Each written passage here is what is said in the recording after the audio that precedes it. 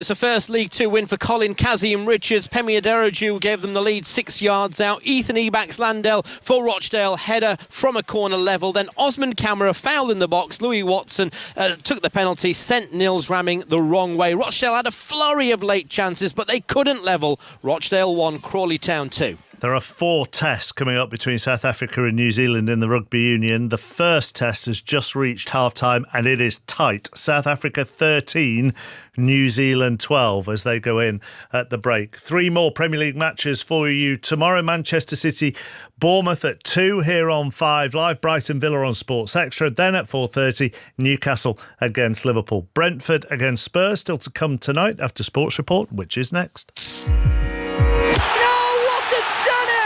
It's an absolute cracker! Ever feel like you just missed out on something amazing? With BBC Sounds, you can ask most smart speakers to go back to the start of the show. Just say, ask BBC Sounds to restart.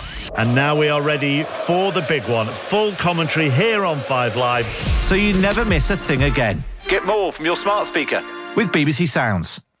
Good afternoon, I'm Mark Chapman. You're listening to BBC Radio 5 Live at just after 5 o'clock, and this is Sports Report.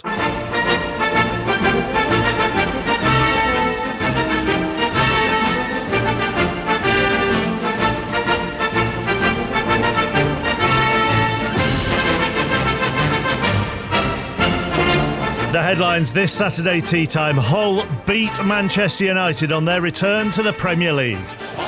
Headed in! 2-0 Hull. And it's Nobel Mendy this time. How good has the Hull delivery been today? Ipswich also returned to the top flight with a win. Oh, what a moment for Ipswich Town!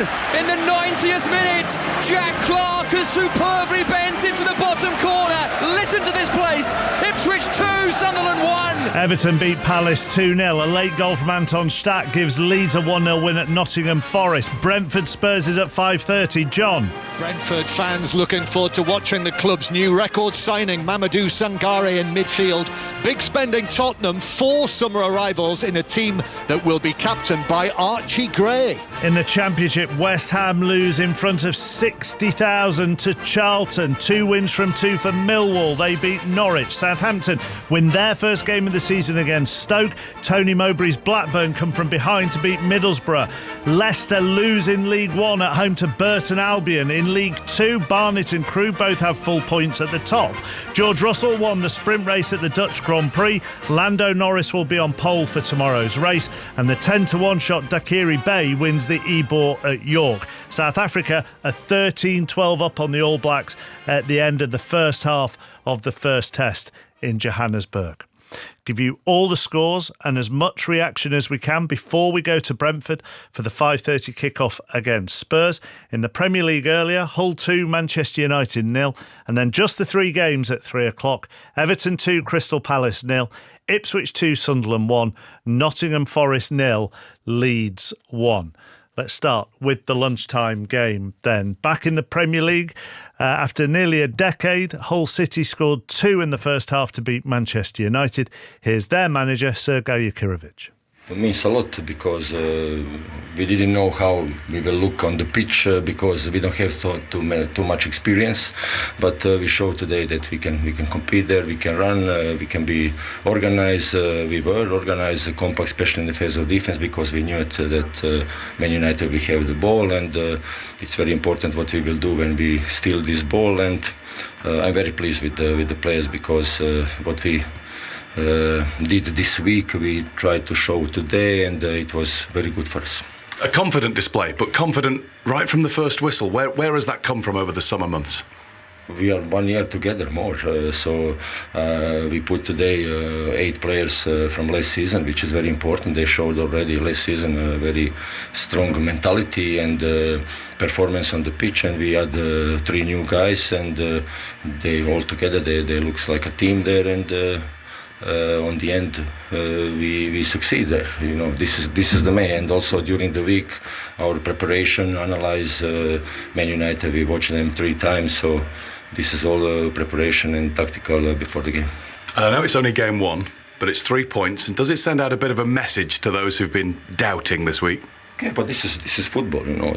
We are professionals. We are practicing every day to express ourselves on the pitch, and like I said, it's big motivation for us that to prove the people they are wrong, and because 11v11 we will do everything, and it's a big boost for us for the next games. I know it's 37 to go. It's a lot of games, but this is a good base for the future. Let's talk to Wayne Rooney. I'll talk to you about Manchester United in a moment, but you've got to praise Hull first, haven't you? Yeah, I thought they were fantastic, and I think the manager was spot on there what he said about the preparation. I watched Manchester United against AC Milan, and they struggled to deal with crosses in the box. They didn't stop crosses, and Hull certainly, it looked like they played on that, and they got the ball out wide. They didn't try and overplay. They got the ball out into wide areas, put good crosses in the box, and caused United problems, and then defended really well second half when United put a lot of crosses in their box. So full credit to Hull. They looked powerful, did Hull, didn't they? They did, yeah. I thought they looked powerful. They looked strong. I thought Man United didn't look at the races, but Hull overpowered them in both boxes, and ultimately that's won them the game. When you say United struggle against crosses, is that struggling to prevent them being put in, or struggling to deal with them once they've been put in, or both? Yeah, well, I think the fullbacks really struggled to get out of the ball and didn't put enough pressure on the wide play to stop the crosses coming in. Then when you don't get close enough, it makes it that much harder for the centre backs then to get the positions right and cover each other, because more than likely the ball's going to come in the box. So I think it starts with the fullback getting out and stopping crosses, and that was nowhere near good enough today. All right, I'll ask you one more on United in a moment. Alan was in here earlier saying he didn't think they looked fit enough. Here's Michael Carrick. I thought we did some good things. I thought we had some chances. Maybe you could argue maybe not enough, and we needed to create a little bit more. But I thought we had moments, and then the game obviously on set plays. As a 2 set plays has caught us today. So in general, we've been pretty good for a period of time, and today caught us, and that's decided the game in the end. Would that be the most disappointing thing, the defending from set plays?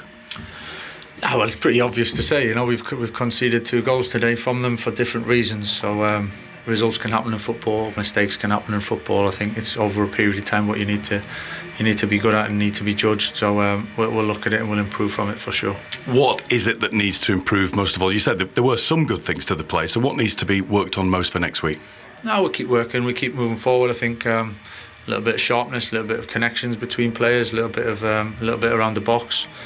It's constant, it's evolving all the time. Just because we haven't come away with any points today is not going to drastically change what we do going into next week. We know what we've got to improve on. There's a whole direction that we want to move in, and the boys are trying their best to do that today. Just it didn't happen for us. 2 debutants in midfield. Were they never expected to go the distance today? I was just seeing how the game went. I think they were in both good shape. It was great to have them, great to put them in the team, and they'll be better both of them for today, as we will be as a whole team. And Marcus Rashford is back. We know what he gives you. Is he definitely back? Is that it for the season? I thought he came on and looked in moments dangerous, and we probably relied on him a little bit too much when we were feeding him the ball. And a couple of times he got in with Luke down the side, and obviously they've had a partnership for a long time, so they understand each other. And again, Marcus playing today, he'll be better for it with a game in his system. They didn't really create anything, though, did they, Wayne? No, they didn't, and I think in terms of from a fitness point of view, it can be tricky, especially for the top clubs who have a lot of players away in a World Cup year, and players coming back at different times. But I think there was a lack of intensity. I think, as I said before, getting to the ball, getting to stop crosses coming into the box, but also in terms of the press, they sat in a mid-block but didn't really get any pressure on the ball. I think it was only 1 duel won in the final third, which you need a bit more than that. So I think as the next few games, the players will pick up that fitness, the ones who haven't been there for that long and come back late from the World Cup. But ultimately, I think you wanted to see a bit more, especially when you went 2-0 down second half. You want to see a little bit more of urgency from Manchester United. Wayne, thank you. Wayne Rooney with us on Sports Report. Let's go to Portman Road next. Home win for Hull. Home win for another promoted side in Ipswich. Chris Coles.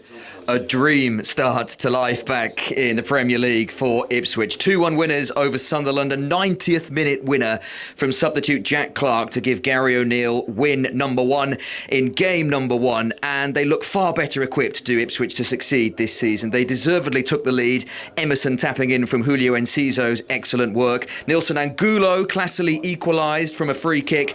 Decent chances were exchanged in the second half, which looked to be fading to a draw until Clark's moment, expertly bending the ball into the corner. Portman rode euphoric, and given the summer of recruitment Ipswich have had, more signings to come, coupled with the nature of today's win, there is real confidence this could be a successful season. Luke Chambers, former Ipswich defender, watched this as part of our Sports Extra team, and that's what you want, Luke, isn't it? You bring some summer signings in. If they can hit the ground running, then that it doesn't half help you. Oh, I think so, yeah. Gary O'Neill will be absolutely delighted with his team's performance today. Really limited Sunderland to any clear-cut chances other than a couple early on of just a little bit of indecision. But the way they were able to compete, control parts of the game and really press and have that intent of especially getting the home fans on side, especially early on. But those signings, like you mentioned, they've all really impressed today. No one other than Julio Enciso, who went off with an injury later on, but he's certainly someone that Gary O'Neill knows well, and he started brilliantly. And a brilliant way he set up the first goal. And also for Sunderland, just the boot being on the other foot from 12 months ago. Yeah, absolutely. And if that's not the blueprint that promoted sides want to go off in terms of how they recruited, how they approached the Premier League last season, surprised absolutely everyone. But Ipswich Town have certainly done that today, and their new signings, like we say, obviously Sunderland have kept their consistency, not added too many. Only Thomas Meunier in the side today was their debut making at fullback, but apart from that, Sunderland didn't really do too much to cause Ipswich too many problems. So Gary O'Neill defensively especially, but his new signings certainly will have impressed him. Luke, thank you very much. So a difficult second season, you could say, for Sunderland. Much better for Leeds. 1-0 win at Forest. We'll get the details from Ian Dennis after we hear from the Leeds captain live on Sports Report, Ethan Ampadu with Gary Flintoff. Yes, Ethan, you were live on 5 Live. Well, that must have felt really good come the full-time whistle, because you were up against it second half there. No, definitely. It was a good result. As you can see with us celebrating with the fans at the end of the game, it was a very special moment. The perfect way to sort of start off the start of the season, we've been working so hard for the last 6-7 weeks, is to make sure that we got off to the best start. Clean sheet away from home is always very difficult, especially at this ground. We know what it's like when their fans get behind them and get going. A very difficult place to come, difficult place to team to play against. But yeah, we're happy, very happy in the end. And as a group, does it sort of feel quite settled heading into this season in terms of you're building on what you did last season and you've added some good signings to the squad? Yeah, that's always the aim, is to become, or to start the season off in a settled way, so you can kick on. We obviously know it's the start. There's a very long way to go. We want to improve on a lot of things as well. So yeah, it's altogether we're in a fairly good place, but we know that we can do better. And in terms of your leadership of these men, you look around that dressing room. What are your aspirations? What do you think you can achieve this season? I mean, we're not deluded. We know that it's going to be a very tough season. We know the history of the second season in the Premier League. We want to make sure that we retain that status as soon as possible. That's our first aim. Then after that, we want to kick on. And I say, we do want to do better than last year, but we know it's going to be very difficult too. Well done. Thanks very much indeed for joining us on Sports Report. And let's get details of that, having heard from Ethan Ampadu with Ian Dennis. Well, yeah, Leeds United only managed 2 away wins throughout the whole of last season, but they're off and running back thanks to a fine late free kick from Anton Stack. Milenkovic gave away a needless free kick on Stack, who beat Sells inside his near post with just 2 minutes remaining. Leeds had rarely troubled Forest, the exception, Sells saving from Muharamovic after 70 minutes. But Forest themselves, despite the possession that they had in the second half, only created a handful of chances. Milenkovic hit a post in the first half. Jesus wasted their best effort heading wide early in the second period. So no winning start for their new manager Oliver Glasner, but a first top-flight success at the City Ground for Leeds since the early 1970s. Thoughts, Christopher? I really enjoyed the interview there from Ethan Ampadu. Kind of meant about the game, really. About the game, and I enjoyed the interview as well. Just in terms of him saying that they're not deluded. They know how hard this second season will be. Not a lot in the game. But that moment from Stack, where it's a silly free kick to give away, decided it really. I don't think any team necessarily deserved to win the game. They cancelled each other out, but that's a massive result for Leeds. And for Nottingham Forest, Oliver Glasner, his first game, is the Glasner half full or half empty? Got a whole season of this, haven't we? Come on, that's good. You doing 606 later? Yes, yeah. I'd enjoyed talking to you then, if you're still there. Let's go to Everton next. Julia Bold after their 2-0 win over Crystal Palace. Yeah, the visitors here will be left frustrated because early on they looked in control of this. They had two good efforts, hit the same post in the first half. The first from Nketiah, the second from Mateta, and then Everton just got a hold of the game. They started to grow in confidence and broke the deadlock 2 minutes before half-time. It was a rocket shot by Kiernan Dewsbury-Hall. Left-hand side, it went high up into the top right-hand corner. The lead soon doubled again after the restart. Iliman Ndiaye picked out Tierno Barry. He sent the ball from the right-hand side into Barry, who was close range, and has headed it down for a second for Everton. They were fully in control at this point, and Ndiaye went close for a third. So did Tyreek George. Debuts for Hayden Hackney, Championship player of last season, did not look out of place today in the Premier League. And former Palace man Brennan Johnson came on close to the end from the subs bench. The visitors saw Chadi Riyad leave on a stretcher too. That added to an afternoon that Pierre Sarge won't want to talk about. It's Everton 2, Crystal Palace 0. Let's go into the Championship then. 3 games at lunchtime, an injury time penalty grabbed a point for Birmingham at home to Bristol City. That finished 2-2. Lincoln 1, Portsmouth 3.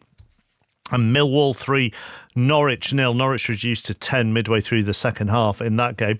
Then at the 3 o'clock games, Blackburn 2, Middlesbrough 1, Derby 2, Cardiff 2, Preston 1, Wolves 3, QPR 0, Bolton 0, Southampton 3, Stoke 1, goalless between Swansea and Sheffield United, West Ham 1, Charlton 2, Wrexham 1, Watford 1. Let's go to the London Stadium because they had a full house there and they saw a defeat, Becky Ives, in a London derby. They did, and it was painful viewing for West Ham fans this afternoon. Now, after losing a 2-goal advantage last weekend at Burnley, this was a real chance to make a statement. First home game of the season, as you said, sold out. 62,500 people turned up. The biggest ever crowd in the Championship. A record broken.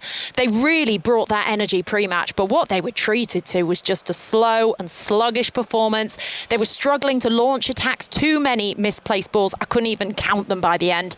The Hammers found themselves a goal behind within the first 10 minutes. Lloyd Jones with an excellent overhead bicycle kick, followed by Tyrese Campbell effort at the start of the second half for Charlton. It doubled their lead, and simply Charlton held out. If we're looking for any glimmer of hope, Joel Peru, he netted on his West Ham debut. That was thanks to Jared Bowen, really, who at times was just single-handedly trying to make something happen. But Tati Castellanos missing a penalty, hitting the post in the last 30 seconds, which would have salvaged a point. It just really summed up a terrible afternoon. Boos everywhere. Apart from the Charlton stand, Nathan Jones delighted. Nuno was absolutely livid when it ended. West Ham 1, Charlton 2. Yeah, so 2 wins out of 2 for Charlton. The only other side with 2 wins out of 2 at the moment are Millwall, who beat 10-man Norwich 3-0. Here's Alex Neil. I thought it was a terrific performance from us. Arguably the most complete performance since I've been here, especially against the level opposition. You know, Norwich are a good side, and I thought that we were the better side from minute 1 right to the end. I thought we created the most chances. I thought our intensity was good. We moved the ball well. We defended well. We transitioned well. So, and to do it with a lot of the new lads that were brought in, starting in some of their first games as well, I think it speaks volumes of them and their performance. So, yeah, delighted across the board. As you say, Norwich are probably a team who will be pushing for those promotion spots as well, and you outplayed them today. Yeah, we were just better in every sort of facet of the game, I felt. You know, I thought our press was better, I thought our build was better, I thought we caused them more problems. It was an all-round performance right across the pitch. You know, I think that, especially on a day where obviously we're paying a tribute to Kenny Jackett, I thought it was a fitting way to perform, to back up last week, to score 3 goals, to keep a clean sheet. Our highest, I think, home attendance as well. So there's just so many good things happening at the club right now, and I thought today typified that. So Millwall and Charlton both have 6. I'll go down to 8th in the Championship this season because that's as far as the playoff places go now, with them being reformed slightly. So those 2 are the top with 6. Wolves, QPR, Blackburn, Watford, Bolton and Swansea complete the top 8. They all have 4 points. West Brom are actually in 9th. If they beat Burnley tomorrow, they will also have 2 wins from 2. Southampton are bottom with minus a point, obviously started with a -4 points deduction. Norwich, Lincoln, Stoke, Stoke and Preston are the 4 sides who have lost 2 out of 2 so far this season. In League One at lunchtime, Doncaster 0, Barnsley 0 and Luton 2, Notts County 2. Then at 3 o'clock, goalless between Wimbledon and Reading. Bromley 1, Cambridge 1. Leicester 1, Burton 2. We'll get details of that in just a moment. MK Dons 1, Huddersfield 1. Peterborough 2, Mansfield 1. Stevenage 1, Oxford 2. Stockport 1, Blackpool 2. Wigan 0, Leyton Orient 2. And Wycombe 1, Plymouth 1. Back to that Leicester game. It's been a difficult start for the players and Russell Martin. Tom Gale. As I arrived at the King Power Mark, I walked through a Leicester fan zone which was filled with positivity and smiles. Fast forward a few hours and their supporters are digesting losing the opening home game to a new league season for the first time since 2011. Burton deservedly 2-0 up before Oliver Skipp was sent off. Cue some Leicester supporters heading for the concourse with just half an hour played. A demonstrative Russell Martin saw his side get one back, but were repeatedly booed as their numerous attempts to play out from the back failed. It's very early, but this high-profile managerial appointment has the full gaze of the national media. It finished Leicester 1, Burton 2. As far as League One is concerned, Bradford are the only team who've played 2 and won 2. They beat Sheffield Wednesday on Thursday night. Huddersfield, Luton, Cambridge, Oxford, Blackpool, Burton and Bromley all have 4 points from 6. The only side in the division to have lost 2 from 2 are Wigan, who are obviously bottom. In League 2 at lunchtime, Bristol Rovers 5, Newport 3, Salford 0, Chesterfield 1, Walsall 0, Grimsby 0. They were all the lunchtime games. Then at 3 o'clock, Colchester beat 10-man Oldham 2-1, Crewe 1, Northampton 0, Exeter 2, Accrington 0, Fleetwood 0, Gillingham 0, Port Vale 1, Tranmere 1, Rochdale 1, Crawley 2, Rotherham 1, York 1, Shrewsbury 1, Barnet 3, Swindon 2, Cheltenham 1. Barnet and Crewe, the only 2 teams with a 100% record, having played 2 and won 2. 3 sides have played 2 and lost 2.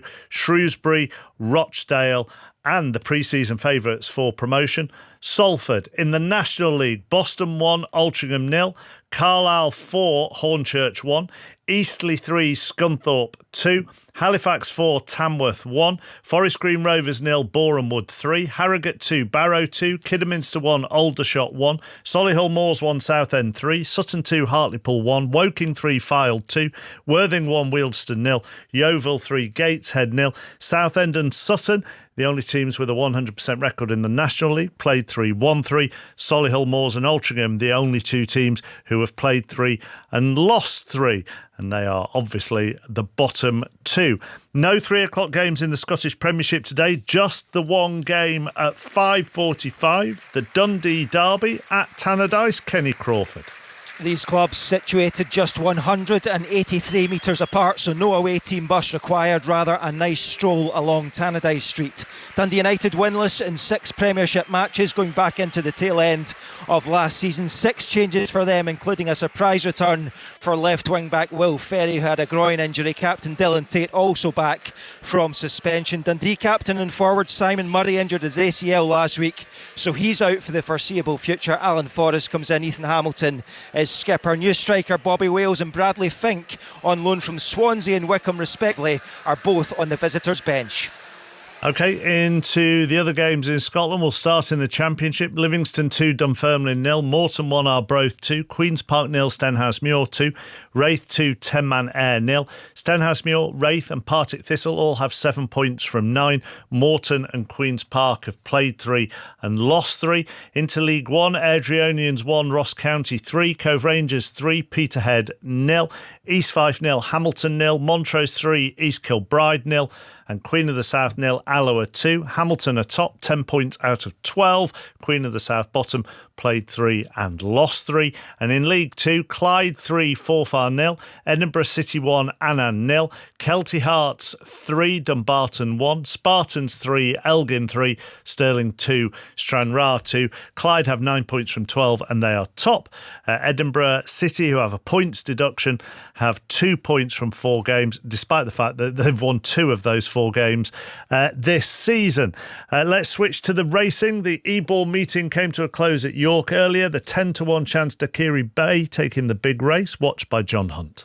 Well, although the Ebor Handicap is the richest race of its type in Great Britain on the flat, jump trainers have dominated this in recent years, and today was no exception, as Alan King saddled Daiquiri Bay at odds of 10-1 to get up for a famous victory. A remarkable horse. He's unbeaten now in 3 starts this year, having won at the Guineas meeting in Newmarket back in May, and at Royal Ascot, where he won narrowly. Today, he was a head too good for Hopewell Rock, with Opportunity, Ascending and Baylor Bay, the placed horses in behind him. Fantastic performance then by Alan King. Ross Orion was on board today.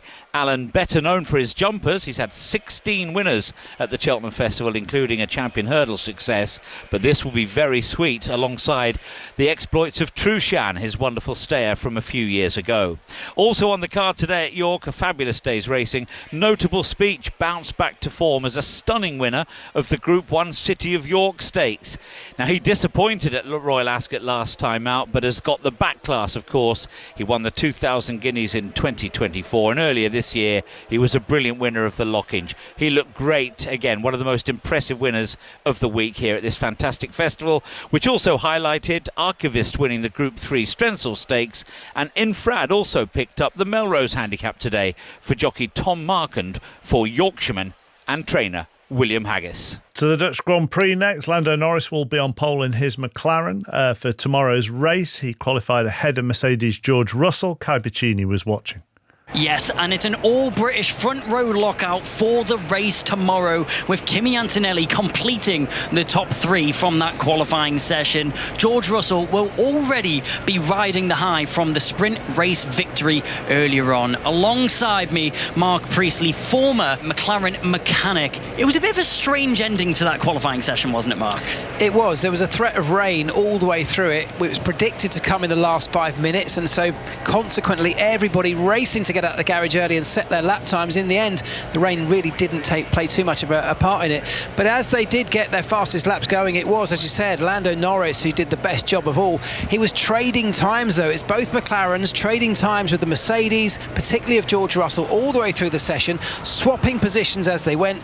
Norris though was the one to get that blistering lap time in. It wasn't by much. Russell was just close behind, and for the first time this weekend, championship leader Kimi Antonelli just within a tenth or two, and he said to himself he lost a couple of tenths in the first corner, so he could have had pole. And quickly, Mark, off the back of that quali, how's it going to pan out for tomorrow? Well, it's unpredictable, and that's what I love about it. I think the start's going to be critical. I think race strategy from the pit wall could make a huge difference, but choosing who's going to win, I don't think I can do it. Well, to find out what happens, you better join us from 2 o'clock tomorrow on Sports Extra. Let me just give you what happened in Northern Ireland's Premiership today. Carrick Rangers 0, Coleraine 2, and Dungannon 2, Bangor FC 0. In the Welsh Premier, Ammanford 0, Connah's Quay 2 in the only game that took place. Back to the Premier League, Jack Clark got a 90th minute winner to give Ipswich a 2-1 win over Sunderland. Here he is with Mark Scott. Jack, does it get much better than that? Last minute winner against a former team, opening day of the season? No, obviously it's a nice moment for everybody. I think based off how the last time we were in the Premier League when it took us a long time to get that first win. So it was nice today to obviously kick-start with a win and try to use that momentum and confidence and that sort of self-belief we had before the season to just keep snowballing. Given the fact that it was quite tough, especially at home in the last time you were in the Premier League, 1-1 against a team that finished in Europe last season, would have been easy to maybe settle for a point, but did you get your reward for pushing on to try and get the win today? I think so, yeah. The gaffers obviously tried to install in us for 7 weeks that as long as we stay in games, we're always going to have opportunities, and we know the level, it's a ruthless league. Like, we sort of get a half chance, Sunderland get a half chance in the first half, the free kick puts it in the top corner. Like, that's the level we're sort of playing at now, but we've just got to be difficult to beat and hope for opportunities, and one came today. Very close first test between South Africa and New Zealand. They've got this 4-test series. It started in Johannesburg today. They're 15 minutes or so into the second half. South Africa 16, New Zealand 19. Earlier, New Zealand's women thrashed Australia 66-19. One Super League game has finished. St Helens 36, Castleford 12. Hull KR against Toulouse gets underway any minute, and then at 8 o'clock you've got Catalan against Hull FC. Commentary of both of those games is on Sports Extra. So far today then, wins for Hull and Ipswich and Leeds and Everton, Will Brentford or Spurs follow suit? This is the 5:30 at the G-Tech. Michael Brown and first of all, John Murray. Thank you very much, Mark. Yes, welcome everyone inside the home of Brentford Football Club on this first Saturday of the 127th season of top-flight football in England. Both sets of players are in huddles. They both break away. Tottenham are going to kick off what is a 6th successive season of Premier League football here in the community stadium, the G-Tech Community Stadium, between two teams who finished 9th and 17th last season. On the final Sunday last season, Brentford just missed out on European football. On the final Sunday last season, Tottenham only just avoided relegation. But a lot of money has been spent, over £200 million by Tottenham. Roberto De Zerbi down there on the touchline, starting a season for the first time as the Tottenham manager, and his team are already on the tack down the left-hand side. Here's one of the new signings, Robertson with the cross, but too close to Kelleher, who's able to catch the ball outside the 6-yard box. The teams are as follows. Brentford, very similar to the end of last season, just a couple of changes from their final match against Liverpool. Kelleher in goal, Coyote, Aya, Captain Collins and Lewis Potter, the back four. Lewis Potter at left back. In midfield, the new club record signing Mamadou Sangare with Vitaly Janelt and Matthias Jensen either side of him. And then up front, Dango Ouattara on the right-hand side, Kevin Schade on the left, and then Igor Thiago, the man who became a hero last season with 25 goals for Brentford. And the number 9 starting the season for Brentford against Tottenham, who are much changed from their last match of last season. As Brentford come forward, the ball is played out here to the right-hand side. Coyote catches up with it, plays the ball inside defender Robertson, who did well actually, and there was cover there as well for Tottenham with Tell back in his own left-back area, and Spurs are able to get it away. And the Tottenham team then, Kinski in goal, Archie Gray the captain at right-back, Van Hecke and Senesi the central defensive pairing, Robertson at left-back, and then in midfield, £100 million Sandro Tonali with Conor Gallagher and Lucas Bergvall, Mikey Moore on the right, Matthias Tell on the left, and Richarlison through the middle. Michael Brown sitting next to me, who played over 500 matches of professional football, scores of them in the Premier League. We're watching Schade attacking down the left, and then a challenge by Bergvall, trips him up, and Michael, free kick to Brentford in the Tottenham right back area. Oh, what a start to this game. Brentford extremely quick, turning Spurs around. They tried to play out, but the press was too strong. Little move down the left hand side, and then Michael Oliver giving that foul in a wider area. There's now pressure on straight away in the game. Yeah, Van Hecke, wasn't it? Another of the new Tottenham signings who had moved into the right back area, who tripped over Schade. So a free kick over there on the left hand side. Sun comes out brightly again on Brentford, just next to the River Thames, and the ball is going to, it looks as though it's going to be an in-swinger. Let's see, could be Janelt, who runs away from it. So here is the in-swinging right-footed ball, which is headed over the top of his own crossbar by Richarlison, stretching for it behind, corner to Brentford. Oh, the pace of the ball was really, really quick. Good quality, in-swinging. It's going to be difficult for the goalkeeper. Richarlison, really good position in that front post area. It's cleared. It's almost one of those that glances into your own goal. So Jensen, who took that free kick, is going to take the corner as well from the same side. Orange boots, just backs away into the corner. That's where the Tottenham fans are. And he drives it all the way to the edge of the area, and a shot from Keane Lewis Potter, who caught that on the volley into a crowd of players. Somebody in there blocked it. If that had found the back of the net, Michael, that would have been some start to the season. But Brentford come again, Jensen again, all the way across and headed wide in the 6-yard box by Nathan Collins. What a chance that should have been in the net. What a big chance. We've seen that set piece initially, that long diagonal. We've seen Paul Scholes like do it so many times. It come to the edge of the area as Lewis Potter connects wonderfully with a volley, blocked, and then they keep it alive. A little slide tackle, ball in. Collins still in there, just misses the post by inches. Yeah, he was slightly adjusting, wasn't he, the central defender? Got to score, John. Yeah, but should still have scored. And he knew it. And that could have been a roaring start for Brentford. Brentford 0, Tottenham 0. This is BBC Radio 5 Live. bringing you, as we will all season, commentary on the Saturday 5:30 kick-off in the Premier League. And once again this season, as has always been the case, you'll hear more radio commentaries from the Premier League than anywhere else. Sharda carrying the ball forward, then Janelt. And Brentford start again with the ball over on the left-hand side. Mamadou Sangare gets a nice touch, the Mali international. And then Sharda into the box on the left-hand side, but Van Hecke comes across.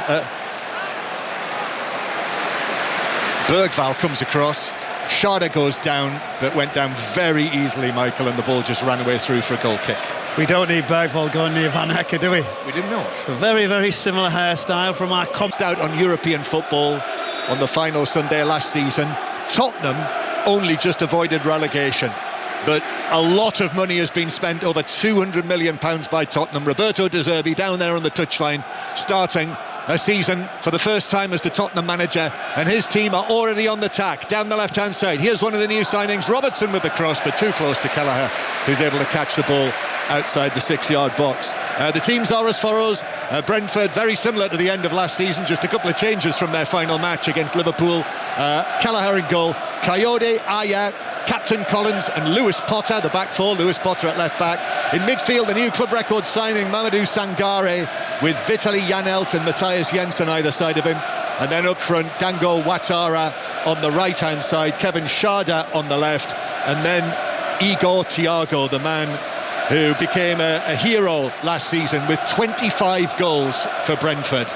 And the number 9 starting the season for Brentford against Tottenham, who are much changed from their last match of last season. As Brentford come forward, the ball is played out here to the right-hand side. Coyote catches up with it, plays the ball inside defender Robertson, who did well actually, and there was cover there as well for Tottenham with Tell back in his own left-back area, and Spurs are able to get it away. And the Tottenham team then, Kinski in goal, Archie Gray the captain at right-back, Van Hecke and Senesi the central defensive pairing, Robertson at left-back, and then in midfield, £100 million Sandro Tonali with Conor Gallagher and Lucas Bergvall, Mikey Moore on the right, Matthias Tell on the left, and Richarlison through the middle. Michael Brown sitting next to me, who played over 500 matches of professional football, scores of them in the Premier League. We're watching Sharda attacking down the left, and then a challenge by Bergvall, trips him up, and Michael, free kick to Brentford in the Tottenham right back area. Oh, what a start to this game. Brentford extremely quick,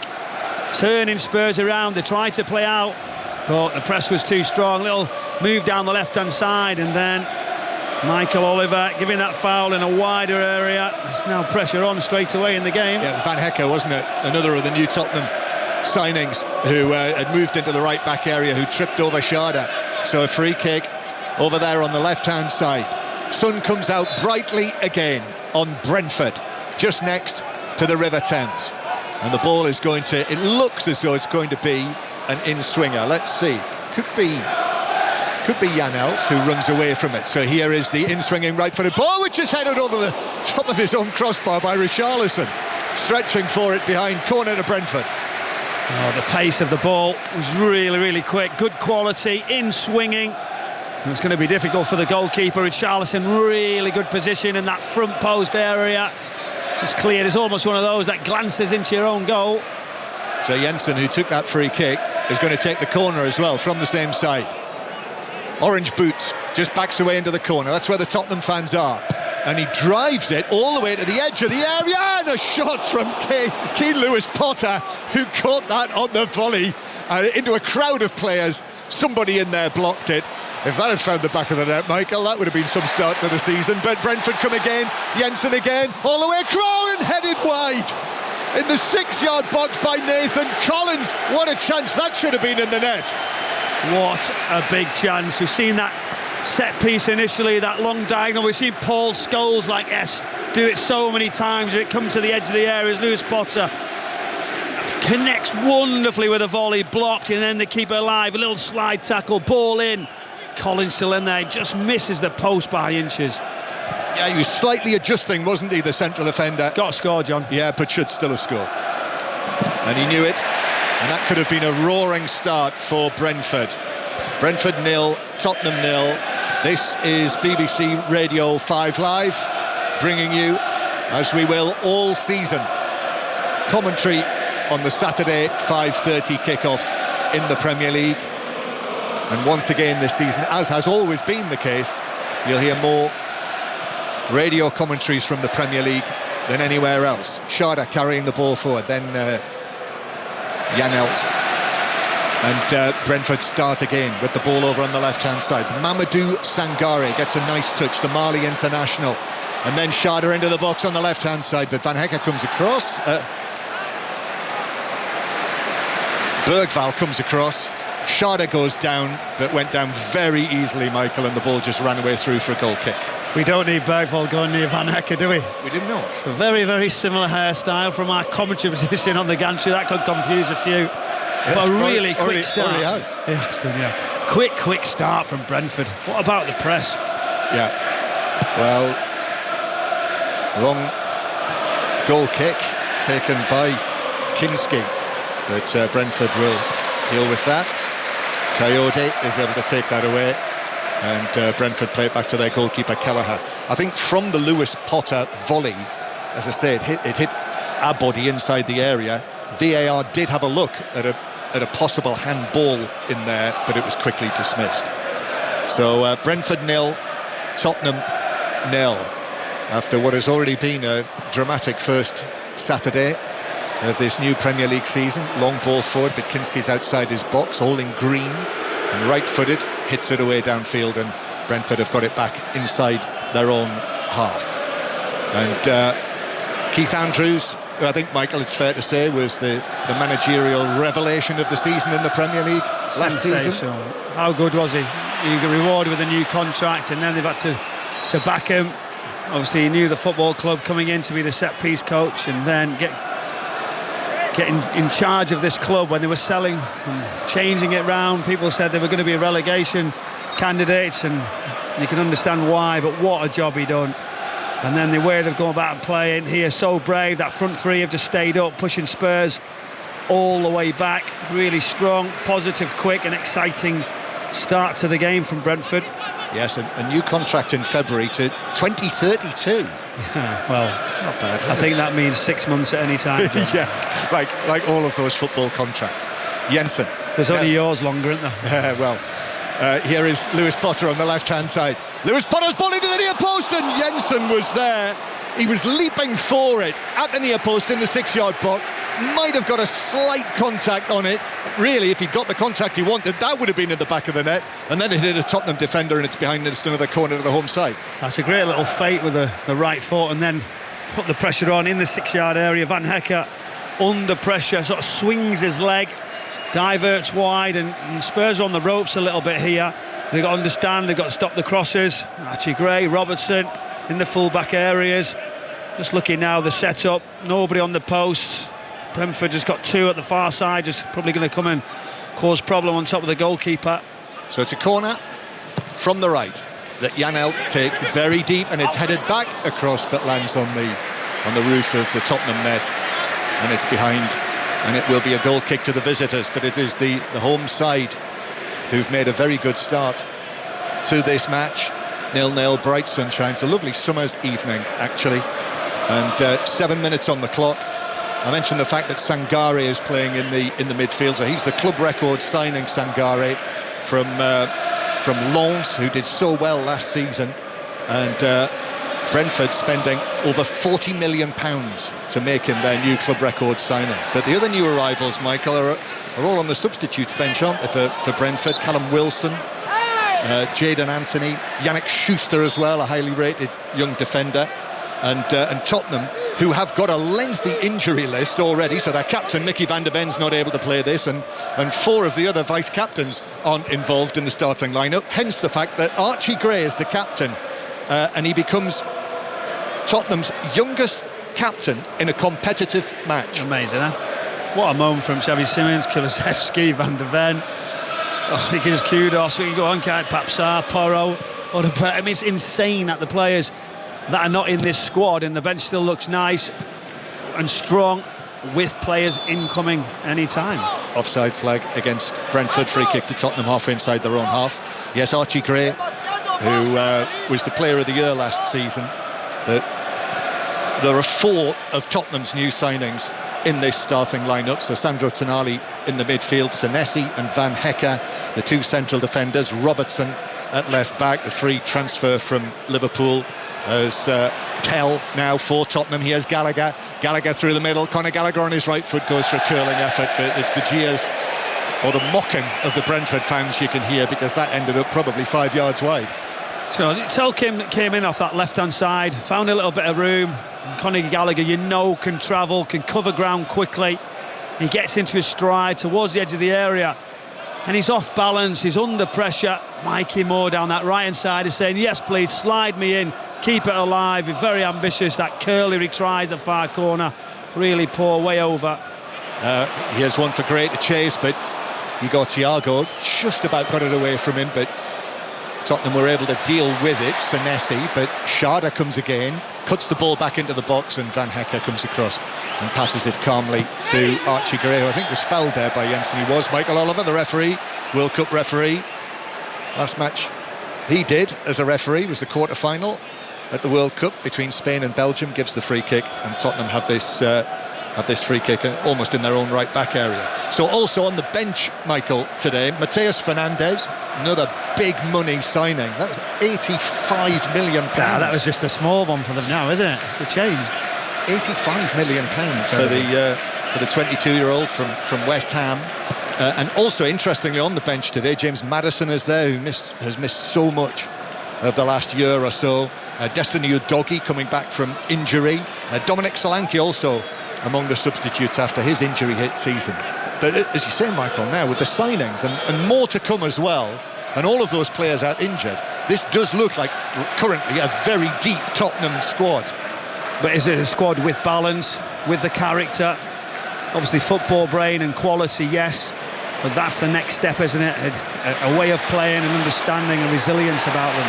Brentford come forward, ball's played out here to the right-hand side, and Lewis Potter's appeared on the right flank and then plays it infield. Janelt, they wanted him to have a go there from 35 yards, wasn't tempted. Now Sangare is able to have a little dart forward, gets the ball back on a 1-2, then cuts it across, had to be the opening goal, and it is 1-0. Turned into the net by Keane Lewis Potter, brilliantly worked by Brentford. And when it was cut back by the new club record signing Sangare, standing in the middle, Keane Lewis Potter, 10 yards out, just had to pass it into the net. And it's Brentford 1, Tottenham 0. They've spent over £200 million already this summer, but within 12 minutes of the start of the new season, Tottenham are losing 1-0. What a goal this is. You said to me, Lewis Potter's down the right-hand side, John, setting things off. And then Sangare come alive, got the ball, it was a give and go. But he does it with such intensity. He's quick, he's dynamic, then he's awareness, he checks his shoulder, looks into the centre. Lewis Potter drives, arrives late, the cutback's good, the finish is crisp, right in the middle of the goal. A fantastic team work goal from Brentford, really clinical. So there we are. Brentford, who were so good last season, confounded all expectations. Well, so far, and I know it's very early days, Michael, into the second season for Keith Andrews, but so far, so very good. There won't be too many goals better than that scored on this first day of the new Premier League season, the first Saturday of the new season. Certainly not many better worked goals. It was clean, John. You know, you watch the passing. Everybody heading forward, getting the first touch out, playing, moving, and then that little rotation started to happen. But Sangare got it. He said, right, I'm going to commit. It looked like he was going to come on the left-hand side to try and get a shot away. He doesn't, flicks it, then runs. The weight of the pass was really good. But that was exactly my point. Good players in the Spurs squad, but they have to find a way of being tighter. I know it's only early, it's going to take time, but this is the type of thing that's going to have to drastically improve. Bergvall carrying the ball forward for Tottenham, trying to respond. Richarlison, who I think he was tripped, he was. As the challenge came in, it was just a little late from Sangare, and Richarlison, down he went, and it's a free kick to Tottenham, left of centre, round about maybe 22, 23 yards out. Yeah, about that. You just look, Richarlison getting into a good area, but he's under pressure. You don't touch him. A little bit over-egged it. A couple of the players trying to be desperate to try and make the challenge. And now a great opportunity. Tell just coming in with that right foot. Robertson standing over. It doesn't really favour the left footer as much as the right. He could still flip it into that near corner. I would say that right footer. You've got 3 Spurs players just blocking the line of the goalkeeper, who might just split at any time. Does look as though it's going to be Tell. Brentford already leading 1-0. Tell with the free kick through the wall, but just bounces tamely for Kelleher, who's able to move smartly to his right and just pick it up on the bounce. I think you were very keen with tamely. I know it might have actually took a bit of a deflection, but that was awful, wasn't it? It was nowhere near the standard. It's not when you get that dry pitch and you think you can't get hold of it properly. Oh, come on. That look on your face when I turned to you there did tickle me. I try to look after the players always, you know that. Yes. But you can't excuse that. No. He might be a little bit concerned about tomorrow's news, mightn't he? Without that left-hand side, Savinho. Yeah, well, there is that. There is that. I mean, it's an interesting one, isn't it, Savinho? Again, that's a lot of money. I mean, he's coming from Manchester City, but by no means really would you ever have said that he was a nailed-on regular starter for Manchester City, would you? Well, he wasn't. He's got brilliance in his boots. He can make things happen. We've seen some really good moments from him at Manchester City. He'd be a great addition if he's playing confidently, getting in one-on-one situations, and then he can be really clinical. Yes, £85 million being talked about for that transfer fee as well for Savinho. Ball's out of play. Brentford already 1-0 up. If you've just joined us on 5 Live and you've been out and about this afternoon, we do have a choice of listening right now, by the way. The Super League is on Sports Extra on your BBC Sounds app. Dundee United Dundee is, I think, just kicked off in the Premiership, the Dundee derby. Brentford fire another ball towards the Tottenham area, but it's gone all the way through for a goal kick. And the County Championship commentary continues on Sports Extra 3. That very good match, high-stakes match between Notts and Surrey down at the Oval. I actually ended up coming via Vauxhall Station today, Michael, just next to the Oval. I've done it quite a few times, let me tell you. There's all sorts of gridlock going on with the public transport in West London, but a woman from TfL, Transport for London, was very sharp and told me exactly what to do at Victoria, and it did the trick, so thank you very much to her. Excellent efficiency. So the ball's played back to Kinski, passes it out. Van Hecke had to just stretch for that one. Van Hecke with that vivid blonde hair. He signed from Brighton, over £50 million for him as well. And Tottenham in danger of losing possession. In the end, they actually conceded a free kick, and Brentford have it. And so far, this has been Brentford's match, Michael Brown. Yeah, there was 2 around Tenali. He was looking for a bit of help. He's trying to use his strength to get out of the situation. It just keeps coming. This Brentford attack, this wave. Spurs have tried a couple of little passages, a couple of little bits of play, but they need to get closer. They need to be more aggressive in the press and closing down, make challenges. Here's the man who scored Brentford's first goal of the season, Lewis Potter, with a long ball into the box. Then it's hooked across. Here goes Thiago as the header hits the crossbar, but the offside flag was up, actually.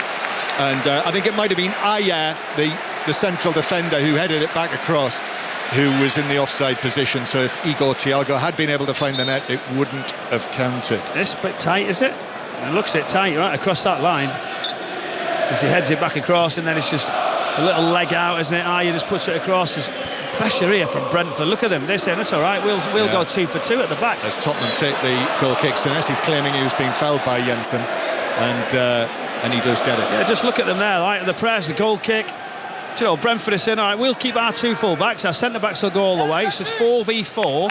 2 of the central ones, Gallagher, Richarlison, they're going a little bit deeper as like number 10s, 2 number 10s. But we're going, right, 2 centre-backs will go all the way. We fancy our full-backs. It's extremely brave. Generally, you normally have a 3v2 or 4v3, etc. Yeah, when the offside flag went up, it was actually against Nathan Collins, the other central defender. The two of them had gone forward together. So it remains Brentford 1, Tottenham 0. Keane, Lewis, Potters.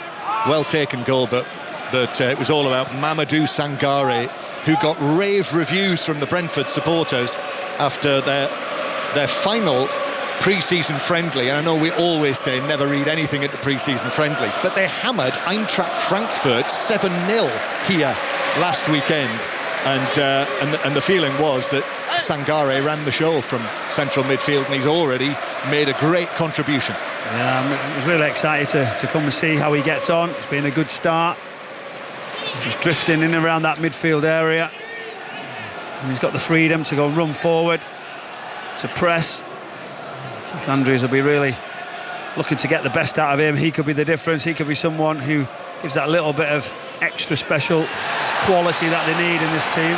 Richarlison goes down rather easily there as he was being challenged by Christopher Aya. That looked like a tug back. It was Conor Gallagher. That's not given as a free kick by Michael Oliver. What a touch that. And there's a lovely turn by Jensen in the midfield. Sangare, he is fouled by a combination of Richarlison and Senesi, who himself goes down clutching his lower leg. Don't worry, he won't be down for long under the new regulations. Yep, straight up on his feet. I would have said Richarlison, after he got caught a second ago, would make a foul within 30 seconds. I was wrong, it was about 15 seconds. It's a blow to a lot of players, these new regulations, isn't it? That if you ask for treatment, then someone, the player who's asked for treatment, has to go off the field for a minute, just like the World Cup. If he can. Well, that's the point. Yes. I always played within the rules anyway, John. Of course so you do. Of course you do. No one would have expected anything else. Lewis Potter playing it through now into the penalty area, and that's excellently defended, and then Kinski comes out.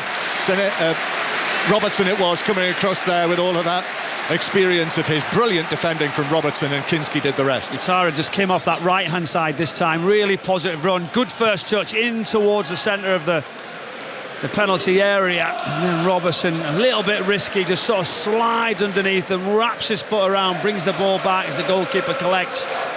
Good defending. Brentford 1, Tottenham 0. BBC Radio 5 Live. If you're on the move, BBC Sounds as well. And in that latest, in that test match in Johannesburg, in the Rugby Union, it is now South Africa 16, New Zealand 26 in the second half. And Bergvall for Tottenham, back to the halfway line. Tottenham, successive 17th place finishes in the Premier League. Remarkable, really. And for a club not relegated since 1977, Tottenham in possession, and it is rolled down the left-hand side by Tonali. And then in comes the challenge to put it out of play for a throw-in, which is taken by Robertson. Back to Sandro Tonali. His dark hair bobbing, just been caught by the sunshine. Plays the ball out towards the far side, but Brentford have it back. Then Sharda, that's a good tackle on Sharda to win back possession for Tottenham. Tonali turns it over here to the left-hand side, but Coyote will allow the ball to run, although Tell is forcing him towards the corner flag. Then Coyote back heels it and actually gives possession back to Tell. That was too sloppy. Tell, now Tonali. Tonali moving from left to right on his competitive debut for Tottenham, and then playing it back to Van Hecker behind him, who will go all the way back to Senesi, who actually played in the World Cup final after coming on as a substitute in extra time. The man who's a free transfer, as the ball played into the Brentford box, but that is between Mikey Moore and Richarlison, two defenders there as well, who have a little low five between Nathan Collins and Keane Lewis Potter, and it bounced between them and through for a goal kick. Yeah, we're now seeing a little bit of movement from Spurs. Tonali initially tried a raking pass right out to the right-hand side, and then another opportunity just lost, but just getting a little bit more comfortable. Gallagher in that central role needs to get on it more. There's an opportunity here, but it's just quick, it's frantic. Tell now with a one-on-one situation. Robertson will go all the way down the left. Yes, here he is on the left wing, moves into the shadows. Tell with his right hand bandaged up against Coyote, but he's forced to turn back, give it to Robertson. And now Tell again, Matthijs Tell. 2 Brentford players with him. So he goes back to Andy Robertson, 32 years old now. Ball in field towards Bergvall, the Swedish international. Graham Potter is here, by the way, watching, presumably, Bergvall. Then out to the right-hand side. Here's Mikey Moore at Rangers last season. Now back to Bergvall, who's gone over there as well. And then a ball that is seriously overhit by Van Hecker on his right foot. Absolutely hammered it through, way beyond Mikey Moore. And again, you can hear the Brentford supporters' reaction to that as it smacked into the advertising hoardings. It wasn't even close, was it? Do you know, like it was, is it to go to his feet? Is it to go in front of him? With loads of pace on it, it was nowhere near him. Just a simple pass to the right-hand side, wasted. So Brentford will bring the ball forward from the back again against Tottenham, a team that had 3 managers last season. When you look back now, you know, this time last season Thomas Frank was in charge, who is still so fondly thought of here at Brentford after his brilliant work. And then that period of Igor Tudor, when you look back on it now, I'm sure for Tottenham fans it almost seems like a bad dream, doesn't it? Oh, it's crazy. Mismanagement. It could have been a lot worse, couldn't it? He escaped remarkably right at the end. It didn't look good at all. No one fancied it today. Everybody was saying, right, Spurs are gone. This Brentford side right at the end, missing out on an opportunity of Europe. And I did think it would have been a little bit too much, John. Do you know, I understand it and you want to gain momentum, but I think it's probably for the best. Here's a ball forward towards Igor Thiago. Just gets a touch on that. The big man, the Brazilian international, started Brazil's first match at the World Cup. And as it turned out, that was his only appearance there. Forward to Ouattara inside the area, and then Senesi goes down rather easily. I think 1 or 2 of the Brentford fans are suggesting that Argentina might be up to their tricks again, though. Nah, I think, to be honest, he did push him. He did nudge it into him. He was really strong with Tara. Just was off balance. I'm giving him the benefit of the doubt, see, John. Yep. Well, you did say that. Senesi passing the ball forward, but Collins is able to play it back to his goalkeeper, Kelleher. I think he's of all of the big money signings, it feels like Senesi on a free transfer after his contract ended at Bournemouth. Tottenham surely cannot have been the only club interested in him. Here's Sharda for Brentford. His ball over the top for the run of Igor Thiago down into the full-back position. He's got it there over in the shadows. Little drop of the shoulder. Thiago, 22 goals of his 26 in the Premier League last season. Only Haaland scored more. Back it goes to the halfway line. Then it's taken up again by Lewis Potter, whose right-footed ball into the box is headed down and away by Senesi. And then back to the halfway line where the 2 central defenders for Brentford are involved. And then out to the right-hand side to Coyote and back to the halfway line. Lewis Potter, right, just drifts inside. He's creating the overload. He doesn't know how to take him. That's the difference. We've seen other clubs with a full-back going right across into the middle area. We've seen Jensen just drop in, make sure there's a bit of cover. That midfielder just drops to the left-hand side. Now he's in that left-back, sort of a for 3 almost. So it's hybrid, it's interchanging. It's good from Brentford, gives some flexibility, try and create different measures in the middle. Ouattara gets the ball down, plays it past Senesi, and down goes Ouattara. Senesi's wagging his finger. We've got a good view here from this high commentary position. First time I've been up here, Michael, to commentate. And that looked like a foul to me. Well, when you see it, I don't know if he engineers it, as he just goes over the top. There wasn't a great deal of contact. There might have been a very minimal one. Yeah, good spot. You're going to tell us what the view is, where we are? Yeah, we've got our backs to the River Thames, which is behind us, Kew Bridge Station. That's where the woman from TfL sent me to. We're almost right next to the ground, and we're looking north, actually, towards Wembley. Free kick for Brentford that Jensen will take into the box. Comes off the head of a Brentford man. I think it might well have just flicked the head of Coyote on its way through for a goal kick to Tottenham. Yeah, there wasn't much in it. You were telling me about the views from stadiums, from commentary position. I did a game earlier today, Lincoln City, that's some view. Yeah, it's one of the great views from a football ground, the Lincoln Cathedral. as Robertson plays it forward. Kell trying to reach this, but he won't, and Kelleher just allows it to run over the dead ball line. I think were it not for that tower block, which is beyond the stand to our right, I think we'd be able to see Wembley. I think we'd see the arch of Wembley Stadium, but just beyond the stand on the opposite side of the ground, it's Gunnersbury Park near Ealing. So Brentford is to our left and Chiswick is to our right. As Brentford play it out from the back. Brentford leading by 1-0 and good value for this against Tottenham, who in their 5 visits here have never lost to this still relatively new Brentford stadium. Sandro Tonali wins a free kick. Tottenham take it quickly. Back it comes to Van Hecke. Now Archie Gray on the right-hand side. Tottenham's youngest captain in a competitive match since Steve Perryman, one of the great Tottenham captains of our time. And if he does as well as Tottenham captain as Steve Perryman, he'll have done okay. Here's Tonali. Tonali gets it back and then stabs it out to Archie Gray on the right-hand side. And on the subject of armbands, black armbands are being worn by both sets of supporters today. For Tottenham, to remember Terry Dyson, one of the 1961 double winners, and for Brentford, Bobby Ross, who was a former Brentford captain and made over 300 appearances for the club. As the ball is played out from the back and deflected away off Gallagher for a goal kick to Brentford, who lead by 1-0. Lovely summer scene that we're looking down on here at half-time. We'll have more reaction from the earlier action. I don't think anything's going to take Hull City away from the headlines tonight, Michael, after their 2-0 win against Manchester United on their return to the Premier League. And our 3 o'clock commentary as the ball is flicked on by Shardat Igor Thiago, who will centre it into the middle for Ouattara, who took a heavy touch, arriving at pace. It was a bouncing ball. It came off his raised leg, and Kinski came out and was able to block it away. But another chance for Brentford. Yeah, big move down the left-hand side. He comes across. You see Ouattara go a long way. He should have maybe took a touch. He tries to take it in his stride. Kinski just sort of cleared it hip height, just in front of him. Didn't even use his hands.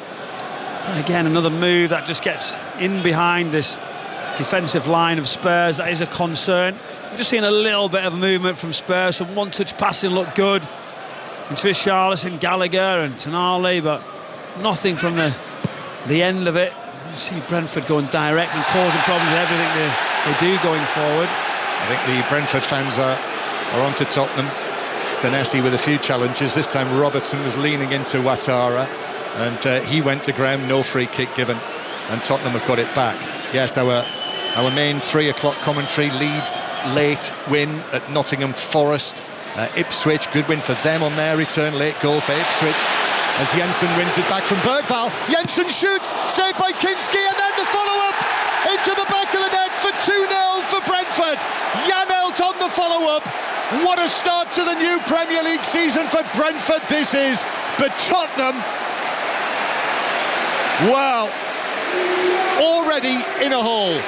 Despite all of the money being spent under Roberto De Zerbi, Brentford are teaching them a bit of a lesson. Brentford 2, Tottenham 0. Oh, what is Bergvall doing? Near the base of the midfield, he tries to roll the ball across onto his left foot, not even into space. When he's under pressure, when there's people in and around him, he gets it took off him. Then the space is there. You can't be doing that in those areas, and straight away Jensen's on top of it. He can't believe the room in front of him. Senesi's backing off. He hits a decent strike, but it's not the cleanest from Kinski. Pushes it, palms it down. Janel steps forward, can't believe it. Just outside that 6-yard area, just sort of caresses it into that near post. A real poor defensive error from Bergvall, and now it's an uphill task for this Spurs team. Well, all of that optimism, it'll be different this season for Tottenham. Well, right now, it's more of the same. A great start to the season so far. Not at half-time yet, as there's a foul on Coyote from Gallagher, and out comes the yellow card. 2-0 down, and now Gallagher receives the first yellow card of the new Premier League season from Michael Oliver for that challenge on Coyote. Tottenham have it back down with Bergvall. Bergvall bringing it forward, but he, as Michael has said, dispossessed, caught out, caught in possession in the build-up to that second goal for Brentford. And really, it's 2-0 down. It could have been 2-0. The problem you've got, when he takes it in the middle there, and you already start to spread, John, he can't lose the ball. Because he knows fully that the manager says, right back, get yourself out, right side of centre-back, start to open the space. And then it's just sort of 2v1 on Senesi. But you know full well that they're going for a high press, Brentford, so they're all up. Then you lose it. They've got the numbers, they're in and around it. Goalkeeper will be disappointed that he parries it into that area. It's too comfortable for them. It's 2-0, and that is the absolute least Brentford deserve from this. Sharda playing it forward for Igor Thiago, who did have a header against the crossbar as well, although that came from it. There was an offside in the build-up to that move. But the other chances they've had, Michael, Lewis Potter with that early chance, Collins should have scored with a header early on, Jensen as well with the effort at the near post, Ouattara when he was sent through. You know, I mean, Brentford are cutting through them. Do you know what it is, right? We watch a Brentford, we watch a Bournemouth, and they can go back to front quickly. And you've got to be ready for it. You've got to be able to be set up, understand that you're going to get turned around, that line sneaking up. Look at the line there, Spurs. They keep sneaking up, allowing that space. At what point are they going to say, right, we're not ready yet because we can't stop the source? Lewis Potter's coming in, so they're getting out. So they're creating 3v2s, and at that point then the space is there. It's easy just to flick it in behind. The runs are really good with power, and they're causing all sorts of problems. They are, and Tottenham struggle to cope with it. And now Lewis Potter does well on the left-hand side. Lewis Potter on his right foot. Sharda makes a roll. That's the decoy. Then the ball played in is headed down by Coyote. Ouattara is there, but the referee spotted a foul. Bergval's on the ground, and it's a free kick for Tottenham inside their own penalty area. Van Hecke takes one there to the head. It's just a little one of those as he just puts his head down, dives forward into the challenge. It looked like it was going to be a real poor one, as if he caught him, but he rolls around, then gets back up. I don't think there was any need for that. We were all concerned on that occasion that he took a left foot to the head and he didn't really have any contact. Yeah, stooped down Van Hecke into the challenge and won the free kick. Brentford 2, Tottenham 0. You've just got back into your car if you're on your way home. There will be a 6:06 tonight, first Saturday night of the Premier League. We'll let you know when the lines are open. 085 909 693. But Aaron Paul and Chris Sutton will be in position for that, and there'll be Tottenham fans on if this stays the same or indeed gets any worse. Bergval. Tottenham and Man United fans, I would presume. I did say to you, didn't I? I knew nothing would move Manchester United off the top of the bill, but let's see what happens here. You can imagine, can't you? All the supporters, all the people around just looking at Spurs spending, and then this result. There'll be a little bit of sarcasm, but we've got to be cautious, as I said earlier, John, at this stage of the season. These results are a little bit indifferent. We have to judge in a couple of weeks' time.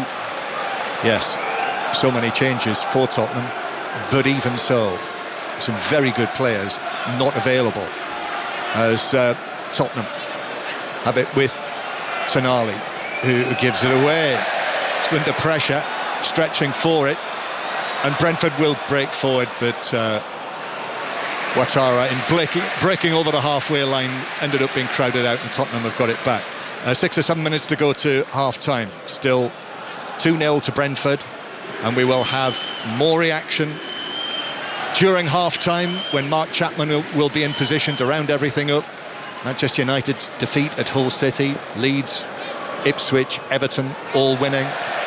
Notable results in the Championship, probably topped by West Ham 1, Charlton 2. Millwall, another good win for them, 3-0 against Norwich.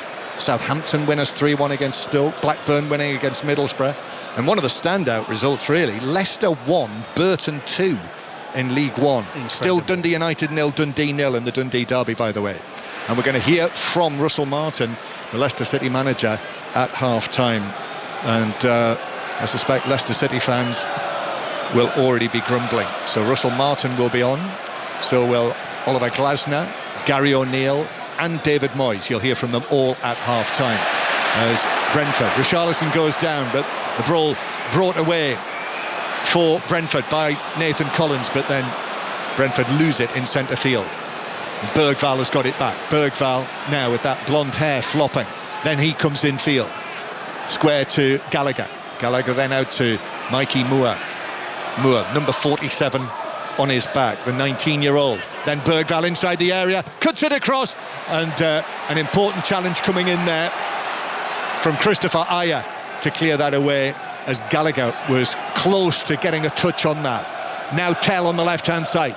Tell up against Jensen, turns one way, then back onto his left foot. Brentford have got two men on him. Back it goes to Robertson. Robertson's high ball in towards the back post to Moore.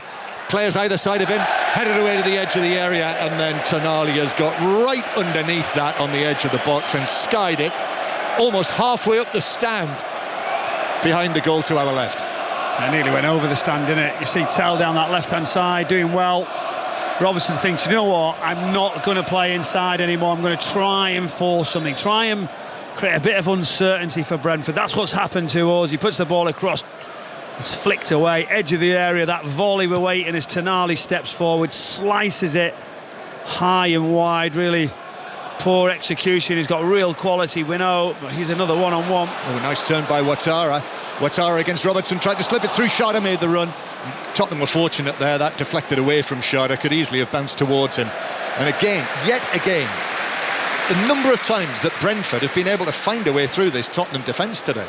Yeah, I think he was a little bit fortunate there, Tara, because it sort of went his way, but what he did is make it good.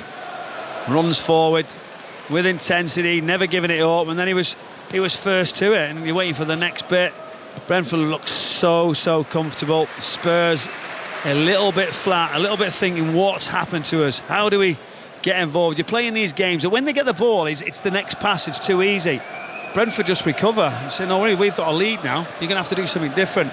They need to get hold of the ball much more quality in possession. Ouattara going down and winning the free kick, tangling with Senesi. It's a free kick to Spurs, halfway inside their own half. Spurs in one of their change kits, the mainly blue with a sort of purpley pink swirls here and there, white socks, and they take the free kick.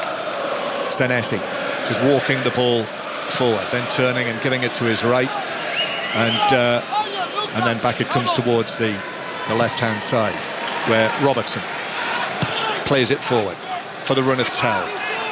But Christopher Ajer is able to get the ball down, turn out towards the right flank, hit a ball up towards Jensen. Senesi volleys it forward, and then Coyote was fouled by Tell. They were in a little bit of bother there. There was a breakdown in communications between Coyote and Ajer, and that shove from Tell helped them out. Yeah, I just thought if he pushed him and they were just coming together, there was a nudge left-handed right into the back of him, and there's a little bit of a collision. No rush now. Kelleher just stepping forward, trying to see the first half away. Look at the willing runners. The difficult ones, aren't they, under pressure? Second balls again here now. Spurs are too slow in the passes. They're a little bit square. Brentford 2, Tottenham 0. 5 live from the BBC as Ouattara plays it forward. Jensen's ball infield, a little flick. Then Ouattara on his left foot goes for goal, and that flies away over the top of Kinski's crossbar after Sangare put in a challenge in there, but again, not far away. Did you see his flick? Just have a little look at this. A lovely little flick round the corner. Really good. Tara just steps forward, left-footed, stepping centrally, sort of 25 yards out, goes for power, always rising centrally. I think that's the one there where you're going to try and curl it into that top corner. Kinski there, just looking to play out right in front of the manager, De Zerbi. He's not playing, unfortunately. There was no Spurs player anywhere near that on the halfway line. You know, about 20 minutes ago, when this television screen on our left focused in on someone who had a mop of grey hair, and you pointed at him, and I glanced, and a bit like the World Cup, I thought, who's that? Did you know who that was? You had a good idea, did you? Who did you think it was? I don't want to say. Come on, say it. Wrong. Say it. Begins with a M. No, it's not. Go on, who was it? I'm fascinated to know who that was. Who was it? It's John Bon Jovi. Ah, that's who it was. Mine was similar to that. Who He was an artist, actually. Who are you going to say? Who are you going to say? I'll let you know at half-time. Anyway, John Bon Jovi's here, so I'm told. Which is... I've got a feeling he's been here before. Ball's played over the top. Ouattara on the chase towards the edge of the box. Ouattara's cross, and it's headed down and across goal by Coyote, who got it well on the edge of the area and holds his hands over his face. Got up above Tell, who was back there with him, pulls his shirt up. He clearly feels he should have made it 3-0, and I think I can understand why. Yeah, Tari goes all the way across, just runs across the line, continues down the left-hand side. There's a long way to go, then whizzes the cross.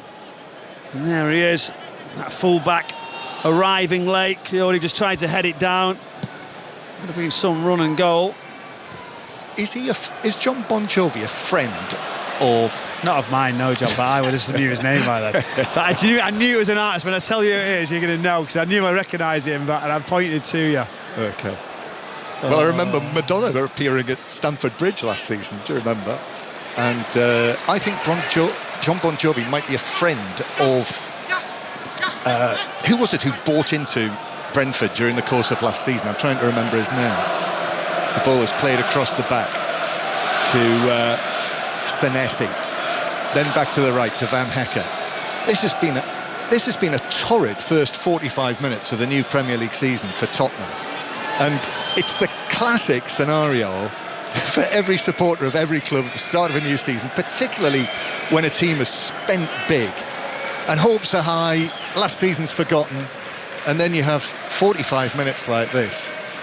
And I mean, there is going to be some serious grumbling from the Tottenham fans at half-time, and no doubt on 606 later, if it stays like this. Mua for Tottenham on the right. And then back it comes from Gray to Bergvall. Bergvall, who was one of the players caught out for the second goal. Senesi to the edge of the box. The Spurs have created little. Richarlison goes down. Brentford play it downfield for Igor Thiago to take. And there is the half-time whistle, and Roberto De Zerbi turns away. And are they boos from the Tottenham supporters in the corner? Really, they've been drowned out by cheers from the Brentford fans, who have had a super first half back in the Premier League. Brentford, Keith Andrews' side, leading 2-0 with those goals from Keane Lewis-Potter and Vitaly Janelt. Michael Brown. Yeah, they were much more aggressive. The tempo was really quick from the start. They turned Spurs around. It was a wonderful first goal. It was all about Sangare, that given goal. Lewis-Potter initially started off and then finished the move after a wonderful 1-2. They just kept coming. There was chance after chance. They were very, very aggressive. And then that mistake by Bergvall just allowed them in again. That little effort from Janssen. Disappointing palm from Kinski. And that follow-up from Janelt made the difference. They were nowhere near at Spurs. They have to do much better in the second half. Yep, John Bon Jovi will be expecting more from Tottenham, I suspect. It's 2-0, and actually, Tottenham have got away from this. It could be a lot worse for them. Brentford 2, Tottenham 0 at half-time. Not if he's there to support Brentford, he won't. Well, it's all a bit up in the air. Well, you'll have been looking. Has he got any? Well, not looking. It's on the top of off the top of my head. Lucian Grange invested in Brentford, who used to be at Universal Music. Yeah, so that is the case. Yeah, but Bon Jovi, I don't think, are signed to Universal. Okay, and then they could still be friends. And then you've got Matthew Vaughan, the British filmmaker. He's the one I was thinking. Is he the one? He was. Are they friends? I mean, I don't know that much. He normally has this wrote down, Mark, do you know, and all this stuff that he has. Are you going to tell us? Are you going to tell us who you thought it was? Mick Jagger. Mick Jagger. I just looked and I thought, oh, there it is. Grey-haired rock star must be Mick Jagger. No, but honestly, I've got it up like laughing. I've tried to show him at the end of commentary, but because he's wrapping up, he didn't want to look at me. I've got it on a little picture. I think Mick Jagger I tried to line him up, but I thought he didn't want to look because in case he didn't know. Yeah, exactly. That's the same thing. I think Mick Jagger would be disappointed with that. Do you? Yeah, I do. I just knew it was like a bit of a rock star type thing. You know, I knew there was someone there. Right. Anyhow, Brentford have been brilliant, haven't they? Thank you. Thank you both. We'll be back for the second half. About 10 minutes ago till half-time in the Dundee derby. Kenny Crawford.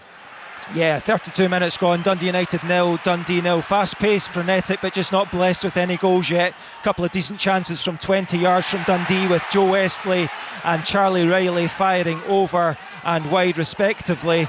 And then for Dundee United, Vico Savelja, the Croatian midfielder, had a header palmed away by on loan Crystal Palace goalkeeper Owen Goodman. So still Dundee United 0, Dundee 0.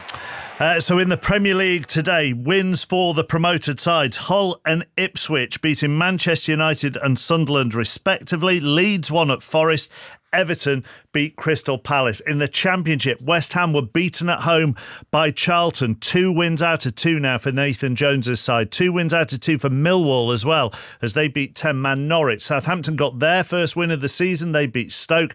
Tony Mowbray's Blackburn came from behind to beat his former club, Middlesbrough. Difficult start for Leicester, beaten at home by Burton Albion. They've got just 1 point from 6.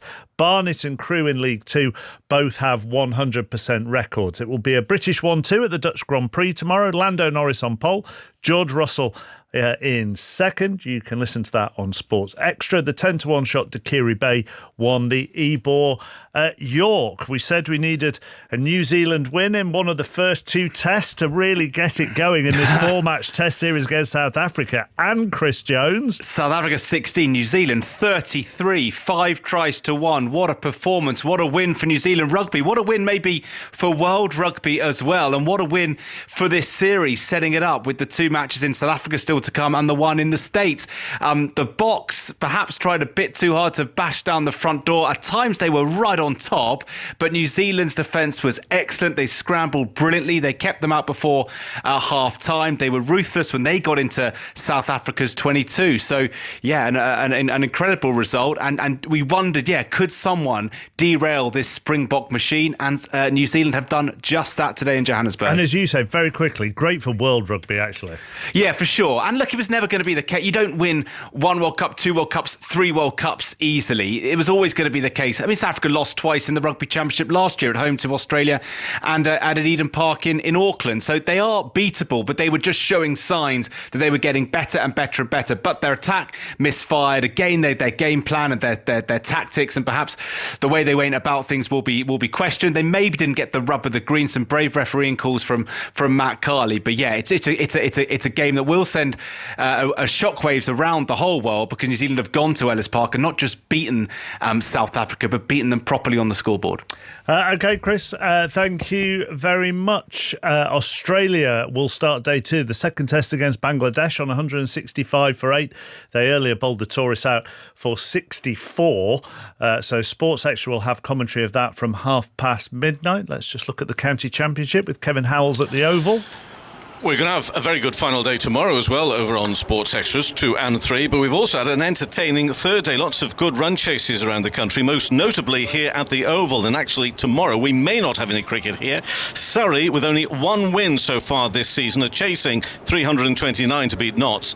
Are they going to get there? Doesn't look like it. 131 for 8 with Ollie Pope on 75 not out. Defending champions Notts, leaders in Division 1. This will be a very big win for them. Ollie Stone with 10 wickets in the game so far. Meantime, over in the second division, Ben Stokes, I think he's enjoying his cricket at the moment, playing for Durham. Scored 66 not out of 55 balls, helping set up the declaration, which I must mention Ben McKinney's 140 in all that as well. It's not just about Ben Stokes, but Derbyshire's target 423, latest score 57 for 7. And guess what? Ben Stokes first over took 2 wickets in his first 2 balls, 3 in the over. Matthew Potts taking 8 wickets in the game, 57 for 7, still 366 off the target. And Ben Stokes may not be playing for England, but he's having a ball there with Durham by the looks of it. Think the selectors might take a look at him?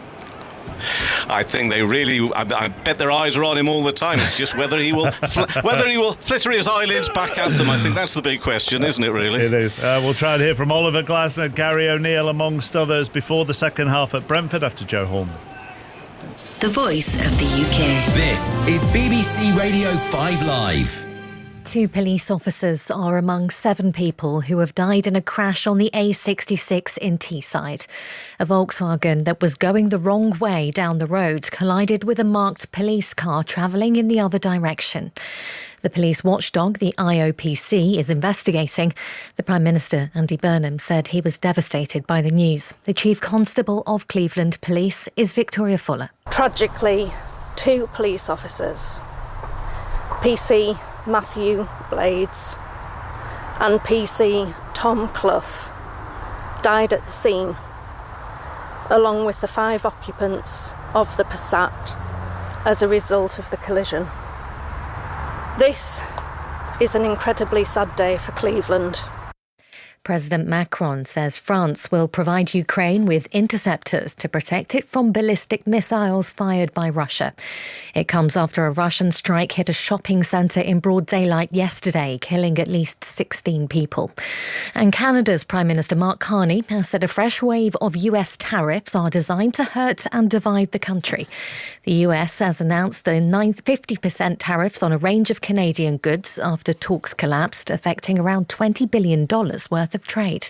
You're listening to Drive on 5 Live. Thank you for joining us. Here are the news headlines. What is the picture? I mean, is there enough capacity? Where are we? Often for people that just need a little bit of help, the system won't be able to deliver anything. What do you think to that statement, first of all? Lots of people go without the right care and support that they need. They have to pay sometimes really expensive costs out of their pocket. The day's biggest news. 5 Live Drive. Weekdays from 4. Listen on BBC Sounds. This is 5 Live Sport. With Mark Chapman. Straight after the final whistle, have your say on 6:06. Listen on BBC Sounds. Let's bring you reactions to some of the day's Premier League football then. We'll start with Oliver Glasner. First game in charge in Nottingham Forest, and they were beaten 1-0 at home by Leeds. Yes, very tough and disappointing at the end, but I think it was everybody felt it. Who takes his first chance will win the game. It was a very tight, few chances, more or less just chances from set pieces, and we had one with Chris Wood in second half. We hit the post twice, and I think if we take the lead, we are the winner now. But at the end, we have to accept that this one situation was on the lead side. It was a great free kick from Anton Stach. We knew he'd scored, I think, 4 direct free kicks last year, and that makes it even more disappointing. But the performance was absolutely okay for the first game. We're very stable in defense, and of course we could also see that we have to improve in our attack to create a little bit more chances, but also credit to Leeds. They defended very well as well, so that's why it was one situation that decided the game. Jack Clark got a 90th minute winner for Ipswich as they beat Sunderland 2-1. Here's Gary O'Neill. Winning a Premier League game always feels significant because they're tough to win, as you saw today. We gave absolutely everything right till the end to get our noses in front. But more than the win, even if it had finished 1-1, just with how we approached it and how we went about it and the togetherness that I saw in the group, the connection with the fans that I'd have left here happy today, no matter what the result would have been, really, with what the group had given. So a good start, but it's one win. So it's not going to get us where we need to get to. So no one's getting carried away. But there were some signs, obviously, that we can be competitive at the level. It feels like the belief around the entire place after a result like that will only increase, especially after the summer you've had, the signings that have come in, the money that's been spent. I know you're after more players as well. To win the game in that manner feels like the belief of this could be a successful season is through the roof. Yeah, potentially. I think we have belief in ourselves to perform. We're not getting drawn into any of the external stuff where probably at 3 o'clock we were favourites to go down. Now everyone's trying to get me talking about, well, we're not going to go, all of that stuff we're not interested in. I'm conscious of the group and how we perform. You can't control the result, like us winning that game's nothing really to do with me or anything tactical. There are moments in games that sometimes just spin it, and Jack Clark managed to come on and produce one. But we just need to make sure we're in every game and that we're competitive, and then we'll have a good chance. Let's go into the Championship. West Ham are still winless. They got that 2-2 draw at Burnley last week. This afternoon they were beaten 2-1 at home by Charlton. Sahel Sahi was at the match for us, joins us now, and we've had little reaction from Nuno Espirito Santo. Is that right, Sahel? Yeah, that's right, Mark. He didn't do any of his radio broadcast interviews post-match. We were waiting for him, a couple of my colleagues and myself. He scampered away, did do the written press, but it wasn't very long in the written media press conference either. Answered 3-4 questions, mostly regarding the penalty miss and the crowd. What was interesting was he was questioned a couple of times on the penalty. Tati Castellanos missed the penalty. People were asking him about Jared Bowen and Joel Peru, why they didn't take it. He pushed them aside. And then there were questions about the crowd and the anxiety and the nervousness. And he didn't seem very calm himself. And to be fair to Nuno Espirito Santo, whether he wins or loses, he's quite short with his answers back to journalists. So you can't really tell much from his demeanour, but he did hurry away from the stadium this evening. Sahel, thank you very much. Charlton have 2 wins out of 2. Millwall have 2 wins out of 2 into League One, and Russell Martin's still waiting for his first league win as Leicester boss. They were beaten 2-1 at home by Burton Albion, and they played for over an hour with 10 men after Oliver Skipp was sent off. Here is the Leicester boss. Well, we started the game terribly. The first 25 minutes is you can't give teams a head start, and we did. And we gave them 2, and then we have a man sent off. So we can't afford to do that against any opponent, anywhere we go. So I said to the players, the level of humility and running and courage and fight we showed in the second half with 10 men, we have to be there all the time, otherwise you get hurt, which we did today. So I'm really, really disappointed at the goals we concede, because they're really poor from our perspective. And one team, like as basic as it sounds, one team really wanted it in the first 25 minutes and were hungry to fight, and we weren't, definitely not hungry enough. And then after that we were, but there's like when we're down to 10 men, there's nothing to lose mentality.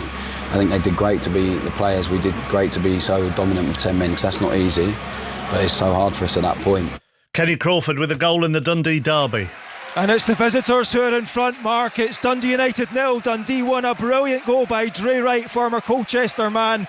Cut out a United pass on the halfway line, drove forward and arrowed a low shot into the bottom left-hand corner from 20 yards. Absolutely beautiful strike. Dundee United 0, Dundee 1. 6:06 follows Brentford Spurs. Chris? Yep, want to hear, Mark, from Manchester United fans. Such a slow start. It was flat as anything. I think Alan Shearer described every Manchester United player as terrible in every Do you want to hear position. from Hull fans, though? Because that's Hull, a positive. yes, absolutely. Yeah. Hull and Ipswich Town fans. How important were those wins for your belief? West Ham fans, is Nuno Espirito, is he on the brink? Is he feeling the pressure? Nuno Espirito on the brink? What? Santo on the brink. Yeah. Is he under pressure? Santo, yeah. Is he on the brink? I think he could be under a fair bit of pressure there. What a disastrous start for them.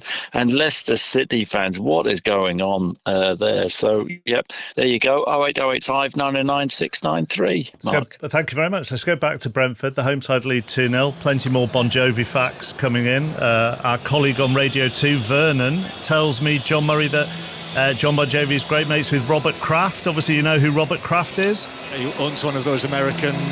You were there? Does he own Kraft Spread? They're not one of the teams. It's not the Chicago Bears against Kraft Spreads. I was there. You were. Which one was that? Was that? I was with you. Boston? Yes. New England? New England Patriots. There you go. And of course, as we hand back to you and Michael Brown, you are now in this showbiz world as you feature in the Beano. So maybe you could go and have a chat with John Bon Jovi. He'll probably recognise you. Has John Bon Jovi ever featured in the Beano? That's the question.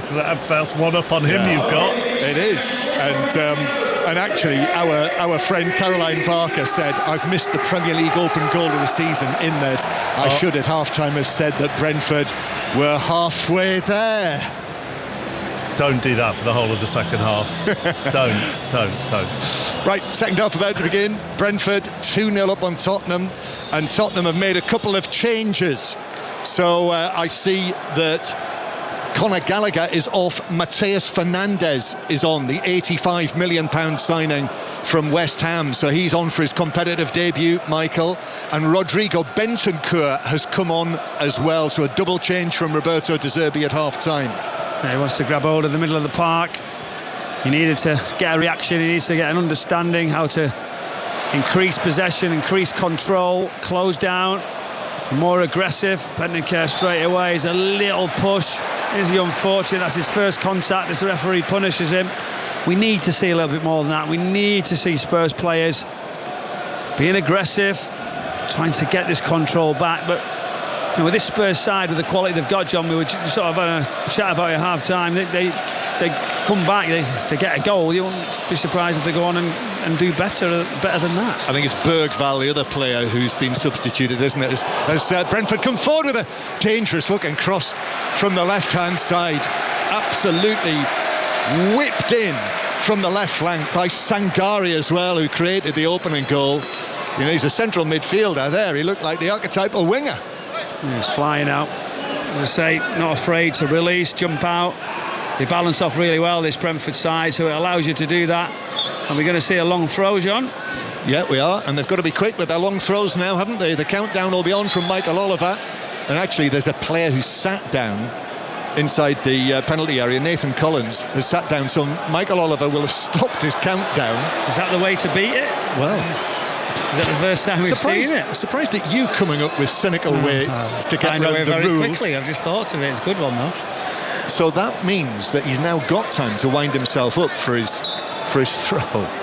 Do you know what? I think you might have landed on one there. Here is the long throw from Coyote. Again, he's gone down inside the box. Collins, they're shouting. He's on his feet. He's appealing. Hands in the air. Then Sharda with the effort from the tight angle on the right. That's blocked behind. And Collins has gone to referee Michael Oliver on the edge of the area.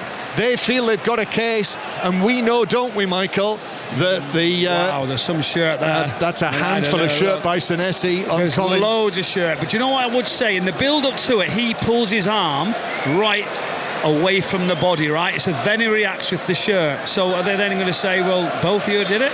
Well, we have been told, haven't we? And it looks as though Michael Oliver has been told by the video assistant referee John Brooks, no penalty. And we've been told that VAR are looking to really clamp down on the grappling, pushing and pulling in those scenarios. Here's the corner for Brentford, the resulting corner to the back post, headed back across, left foot volley, oh what a save from Kinski, but followed up and in, and it's 3-0, and Brentford now have got the 3-goal lead that they deserve, and Coyote in the 6-yard box fired into the roof of the net. A brilliant save initially from Kinski, but he could only parry it out into the path of Coyote, and it is Brentford 3, Tottenham 0, and that is no less than Keith Andrews' team deserve. Wow, they don't get first contact. This is a disaster for Spurs, but the determination, the power, the willingness from Brentford. Coyote just can't believe it, right in front of goal. It's a long set piece around that back post. And it's Nathan Collins, keeps it alive, heads it to the edge of the area. It's a wonderful volley on the edge from Sangare. Strong left hand from Kinski. But then again, they can't clear the lines. It comes central, right in front of Coyote. He just can't believe it. Pokes into the roof of the net. This gets even worse for Spurs. Well, at half-time, Michael, Roberto De Zerbi's made the 2 changes. And even though Brentford had dominated it and should have had a lead by more than 2 goals at half-time, you know, there was still that feeling that if were Tottenham to get a goal back, then this would be a match that Brentford would think, how did we not win that? Actually, Tottenham are coming forward now, and it's worked across to Moore with the shot, but that was weak, straight at the goalkeeper, who parried it, Kelleher, but there was a defender there to clear it away out of play for a throw. That was a chance for Moore. Yeah, really well worked through the middle. Benteke involved, just leaked to that right-hand side. Mickey Moore just trying to get forward. And then he sees the space, but you know, he tries a side footer for that strike across Kelleher. And it needs laces, really, I think, right across into the far corner. It was better, it was a good reaction. But you would surely expect that. They've got to come forward now and have a right go. But it's 3-0. Now this is really stretching it to think that Tottenham could come back to, well, certainly to win it. And very unlikely that they'll get anything out of this. That goal, that's crucial for Brentford to get that goal early in the second half. I think in the 4th minute of the second half. It is half-time, by the way, in the one match this evening in the Premiership in Scotland, the Dundee derby. Kenny Crawford's at Tannadice. Half-time, Dundee United 0, Dundee 1. Right wing back Dre Wright producing the kind of quality the match had been crying out for on 43 minutes. The Englishman's 20-yard arrow drive stayed about 10 centimetres off the ground the whole way towards that bottom left-hand corner. The Dark Blues loving it, the Tangerines with work to do. Half-time, Dundee United 0, Dundee 1. And you can hear that match right now, the commentary on Sports Extra 2. The Super League is on Sports Extra. It was Hull Chaos 6, Toulouse 6, the last I heard. And on Sports Extra 3, the County Championship cricket commentary with Notts closing in on victory against Surrey. Tottenham breaking away down the left, the ball all the way across. Moore with a chance, and goalkeeper Kelleher is able to come across, move across his line.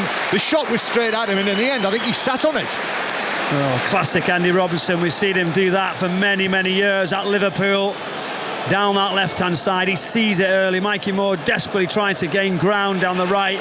The ball's perfect, comes right across, and he hits it underneath the goalkeeper. Again, a big chance. There's a foul in the middle, but it's a big, big chance. He's got to score. That would have opened it up, but you're going to see those moves now where Tottenham are going to leave those gaps. Brentford have got to be clinical and really make sure they don't come back into it. Well, Brentford are turning into one of the stories of this opening weekend of the Premier League season, leading by 3-0 against Tottenham. Nightmare start for Spurs in the circumstances. Brentford playing it long downfield into the full-back position. Schade on the chase there. Schade with the Tottenham captain Archie Gray, but Schade does well against Moore. And then Van Hecke took a heavy touch. Jensen's got it back. He crosses to the back post. Ouattara was there, just headed away by Robertson. Comes back again. Jan Elt trying to work a position, but it was as the challenge came in on him, it got away from him, and Tottenham clear. And again, Brentford asking questions of Tottenham that they're struggling to answer. He's just put Richarlison to the ground. Great turn there. Singara coming again. The play's good, really quick. It is really good. Here's Lewis Potter, who scored the opening goal. Right footed ball in from him. Van Hecke clears it away. Overhead kick from Schade, that's blocked. Then the shot from the angle from Jan Elt, shouts for handball. Schade then goes down. Bentancur with a challenge, it's a penalty. Bentancur all over the back of Schade. Down he went. Michael Oliver on the edge of the area, points to the spot. Brentford have now got a chance for a fourth. Well, they just can't clear the lines. They're really good at penning you in. And then you're just seeing Schade just going to the ball. I think this is tight. He sort of knows it's coming. It's underneath him. He goes down. Oh, what will deserve you finish? We almost seen the spectacular just before it. There was a block. There's not a lot in this. But if that overhead kick had gone in from Schade just before it. Let's get another little look there, John, as he comes across. Good block initially. There isn't much. He lets his legs go. There's the contact just before it. But to overturn this, that one sometimes is the one that doesn't help you, does it? Once he's give it, they're not going to overturn that one. Just waiting now. Jensen's looking after the ball, and of course it is Igor Thiago who steps forward now, and you can hear the reaction to that. The big man walks forward. 25 goals last season in all competitions. Brentford 3-0 up. He's not been able to get in on the act. But now here the opportunity, and they surely will send Brentford on the way to what will be a handsome and indeed memorable opening day win for them of the new Premier League season. Igor Thiago, the burly Brazilian number 9, steps back and with his right foot, little delay, hits the post! Kinski went the wrong way, diving to his left. It struck the foot of the post, bounced back out. It remains 3-0. And Igor Thiago misses from the spot. Well, he looked overconfident. Someone obviously has been on top of his game. He had a long time to wait. He just nonchalantly steps up. Late check to that left-hand side of the base of the post. I don't think he will regret it, but you never know. He had to make sure of that. So the penalty is missed by Thiago. Golden chance to get off the mark after his brilliant season last season. Signed a new contract as well. And I know there is obviously interest in a player who has become a Brazilian international, started the first match for them at the World Cup and did what he did in the Premier League last season. But he's still very much Brentford's man. Here's Tell though, 3-0. The lead remains. Tell into the box, but Coyote comes across with a challenge, and the final touch was off Tell and through for a goal kick. Yeah, I thought it was a corner, initially. Yeah, he's finally given it. He has given it. Yeah, it looked like he sort of clipped it across and then he got diverted. Kinski starts like half a metre behind the line on the penalty. Darts forward, and then that miss hits the base. Now Spurs an opportunity. Couldn't they do with a goal now, just to see some positive from the game. 3-0. 5 Live from the BBC. If you're on the move on this lovely August summer's evening, you can take the dog for a walk with BBC Sounds and listen to us there. Tell takes the corner short. and gets it back, and Tell then lifts it high towards the back post where Senesi got up. Defender was there with him, and Coyote it was, but the offside flag I think was up as well, and it's a free kick to Brentford. And Coyote, well, the referee will come across Michael Oliver and ask him if he needs treatment, but he's quickly back up on his feet, just as we saw during the course of the World Cup. Of all of the things that weren't right about the World Cup, that is a great addition. This whole thing about if a player asks for treatment, he has to come off the pitch for a minute as opposed to 30 seconds. We've got to be careful with that though, on the head injury. It was a clash. You could clearly see both of them running off, holding their heads. Yeah, and you are right there as well. That does remain and have to remain as a priority. But Brentford leading by 3-0. Brentford, as they started the match with Kelleher in goal, Coyote, Aya, Collins and Lewis Potter, the back four. Then Sangare, who will probably get an assist, won't he, for the shot that was saved by Kinski that led to the third goal. So 2 assists for him on his competitive debut. Sangare in midfield with Janelt and Jensen, who've both been very good, that Brentford midfield. And then Schade on the left, Ouattara on the right, and Igor Thiago through the middle. Brentford's 3 goals so far scored by Lewis Potter and Janelt in the first half, and then Coyote in the second.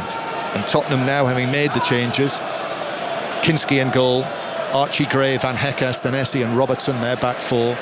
Tonali with Bentancur and debutant Mateus Fernandes, the substitute, in midfield. Mikey Moore on the right, Tell on the left, and Richarlison through the middle. Solanke is on the bench for Tottenham, who will shoot through Tonali. Took a deflection, but Kelleher was able to move to his right and catch the ball as it dipped towards him. But Spurs really vainly trying to reduce the scoreline at the moment. Lewis Potter, and the way that Brentford have played, you certainly wouldn't bet against them getting another one. 3-0 it is. Lines open for 606 08085 909 693 is the number to call to book your call on this first Saturday of the Premier League. You can text 85058 at your standard message rate, or get in touch social media at BBC 606. Aaron Paul and Chris Sutton tonight, Robbie Savage and Chris tomorrow night after the Newcastle-Liverpool commentary. We'll also hear Manchester City-Bournemouth tomorrow from 2 o'clock with Tell. Attacking for Tottenham down the left wing. Back it goes though to Robertson behind him. Here's the bearded Bentancur after the World Cup, that unhappy World Cup with Uruguay. And then first match conceded a penalty here, having come on as a substitute a few minutes into his new Premier League season, but Thiago missed it, hit the post. Here is Bentancur again, 30 yards out, just carries the ball out towards the left-hand side, into the shadows over there. Tell, then back towards Bentancur and Robertson. Good Tottenham possession this, but they need a goal, not possession. Robertson into the area, pulls it across, a little foot on that, flicked it away by Janelt, and between the various Tottenham players in their bluey, pinky, purpley shirts. And then a ball forward, which is headed on by Ouattara, but the cover was there from Archie Gray on the stretch. Back to Kinski. Bentancur has been put under pressure by Janelt, but is able to stand up to that and turn and pass it away. If Janelt had nipped that back, Brentford would have been in again. But it's Tottenham coming forward. Gray to Moore. Now Mikey Moore gets his head down, runs at the 2 Brentford players, and then curls one into the back post, but there's no one there. And it will bounce all the way out towards the left, where Tell runs his foot over the ball against Coyote. Still going into the box. Tell's cross deflected towards Moore, but quick reaction on the edge of the 6-yard box, and it's cleared away by Brentford, and out of play on the halfway line. Just thinking of Coyote over there, Michael, who's just become a father to little Amelie. I don't know whether people will have seen this, but they actually did their reveal on the pitch here at Brentford, and Coyote, known for his long throws, actually took a long throw into the net, and all of the pink smoke came up. Almost brings a tear to your eye, I can see. Beautiful. Did he do a baby celebration? Because Amelie has just been born. I don't know if he did or not. What happens if he missed with his throw-in? Did he have a couple of attempts? Or It'd be like Diana Ross, wouldn't it? They'd go off anyway. As the ball is played for Tottenham. Oh, Moore has got away from Lewis Potter. Should score. No, it's saved by Kelleher. Well, that's his third attempt, and all three shots have been close to the goalkeeper. This one was well struck by Moore, but Kelleher kept it out. Yeah, sweeps across, really good first touch. He puts him into the area, and he just delays slightly as he just put off as he goes to strike. He's already connection on his right foot. We're just having a little look. No, he hits it clean. Good, strong right hand. It was rising towards that far top corner. It's a good save, that. Yeah, good save. It was spread himself well. Great reaction, strong arms as well, because that was well struck. Probably no more than 10 yards out. Corner taken short, curled in by Tonali to the back post. Van Hekke suggesting that he was fouled there. He's gone down. He's looking at referee Michael Oliver, who's not interested in the slightest. And it's out of play for a throw-in near the corner flag on the far side. And it is Brentford 3, Tottenham 0, which is going to leave them joint top of the Premier League, isn't it? Really? Are we going there today? Never that keen to do that, but I think when you have a win like this, which it surely will be, then that's what the Brentford fans will be saying in the pubs and the bars around here. They'll be delighted, by the river. Won't they, John? Imagine they'll be looking, thinking, can we do it again? The expectation levels have risen. And then Keith Andrews, the first message will be, you've set your standards. We need to keep this. We need to continue the growth. It's a shell shock. These Spurs fans have been so excited. Met a few today. Come on, you Spurs, we're back. We're going to be pushing. This will be a reality check. Yes, they were on big numbers on that train to Kew Bridge, and in their section, it looks like they're all still here. You know, it's become a bit of a thing, hasn't it, to walk out when your team are being badly beaten, but not these Tottenham fans. The Brentford with a free kick on the halfway line. Long for, that's looked like a high foot by Grays. He was clearing it away. Got it only so far away. Jensen then with a cross towards the back post, looking for Sharda, who jumped for it on the edge of the 6-yard box. Look at the recovery runs, John. See the desire, right?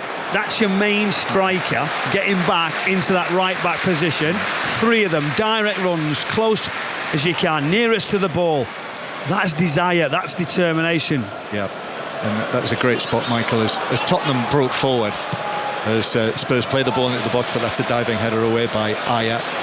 You know, it was noticeable from up here on high, the red and white striped shirts all racing back. Sharda looked as though he might have been clipped there by Bentancur. The referee, Michael Oliver, suggesting that it was, I presume that body language means that's an innocent coming together. It looked that way, didn't it? I think that's the correct decision. Michael Oliver's trying to keep a flow. He is like that at times. He said, come on, keep going wherever he possibly can. That's what we want to see in the game.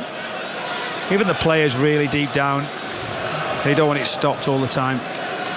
Keith Andrews is going to make his first couple of changes, and we're going to see a debut very shortly for Jadon Anthony, the new Brentford number 19, signed from Burnley after their relegation. So he's going to come on, and so is Yehor Yarmolyuk, the Ukrainian international midfielder. But Brentford, with 25 minutes to play, are looking very good, even though Tottenham are doing what they can to try and get a goal and have a little bit of a sniff in this match.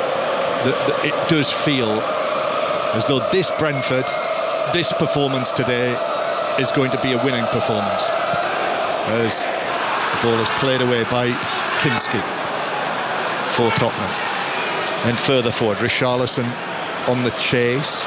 Richarlison up against Ayer. There are shirts being pulled there, and Michael Oliver gives the free kick against Richarlison. Even though he hit the turf, it was, I could see him pulling the shirt of Ayer, and it is a free kick given to Brentford. And so here come the changes.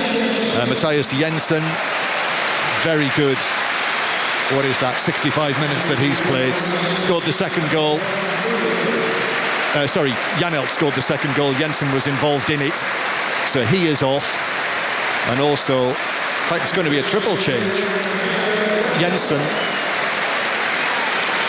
Sorry, a double change. Yarmolyuk coming on for Jensen, and Ouattara is going to make way and be replaced by Jadon Anthony coming on for his debut, the 26-year-old, for his competitive debut for Brentford.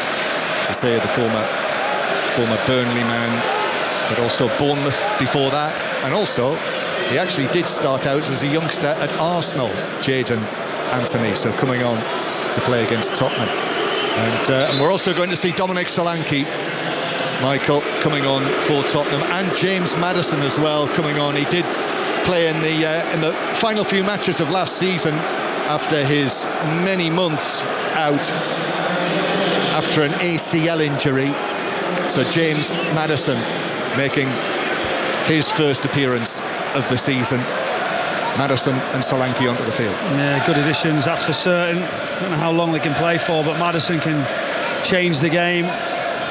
You know, he's got the qualities. It's going to take him time to get up to speed, we know, to start starting games. Solanke, a real threat. It's been a disappointing one, hasn't it, from Richarlison's point of view. But the selection that Spurs have. When you look at Keith Andrews, he'll be saying, yes, please, I won't mind a few of these. Yeah, with Mikey Moore and Richarlison, the two players going off, as Van Hecke misses his header, but Archie Gray was able to nod it down back to his goalkeeper. Yeah, Solanke, who missed so much of last season, only 12 starts and 8 substitute appearances, and let's hope he's a good deal free from injury this season. Ball into the middle for Brentford. Schade with a header, but it's straight at Kinski, who was able to gather that into his chest. But again, Brentford causing problems from the wide areas. Yeah, Jadon Anthony coming on, open his legs. He doesn't disappoint, puts the ball right into the key area. You see from the opposite side, Schade coming across, heads it straight at the goalkeeper. Here's Maddison, drawing a foul. Referee did bring it back. Yeah, James Maddison, who incidentally is the subject of an enjoyable interview, the football interview on BBC Sounds, if you listen out for that. And certainly what caught my eye is the fact that he's become for the second time the father of twins, which means that James Maddison now has 5 children aged 4 or younger. Now that could be a record, that, couldn't it? Isn't it? Let's call the Guinness Book of Records. But, and did he call a free kick in to find out what they were, or was it a throw-in? Here's Anthony, Jadon Anthony for Brentford. Bennett, a foul in centre field, and a free kick to Brentford. And this will be hit from over there on the right-hand side, and another chance for a set piece. Second half is just underway in the Dundee derby. Dundee United 0, Dundee 1 was the half-time score.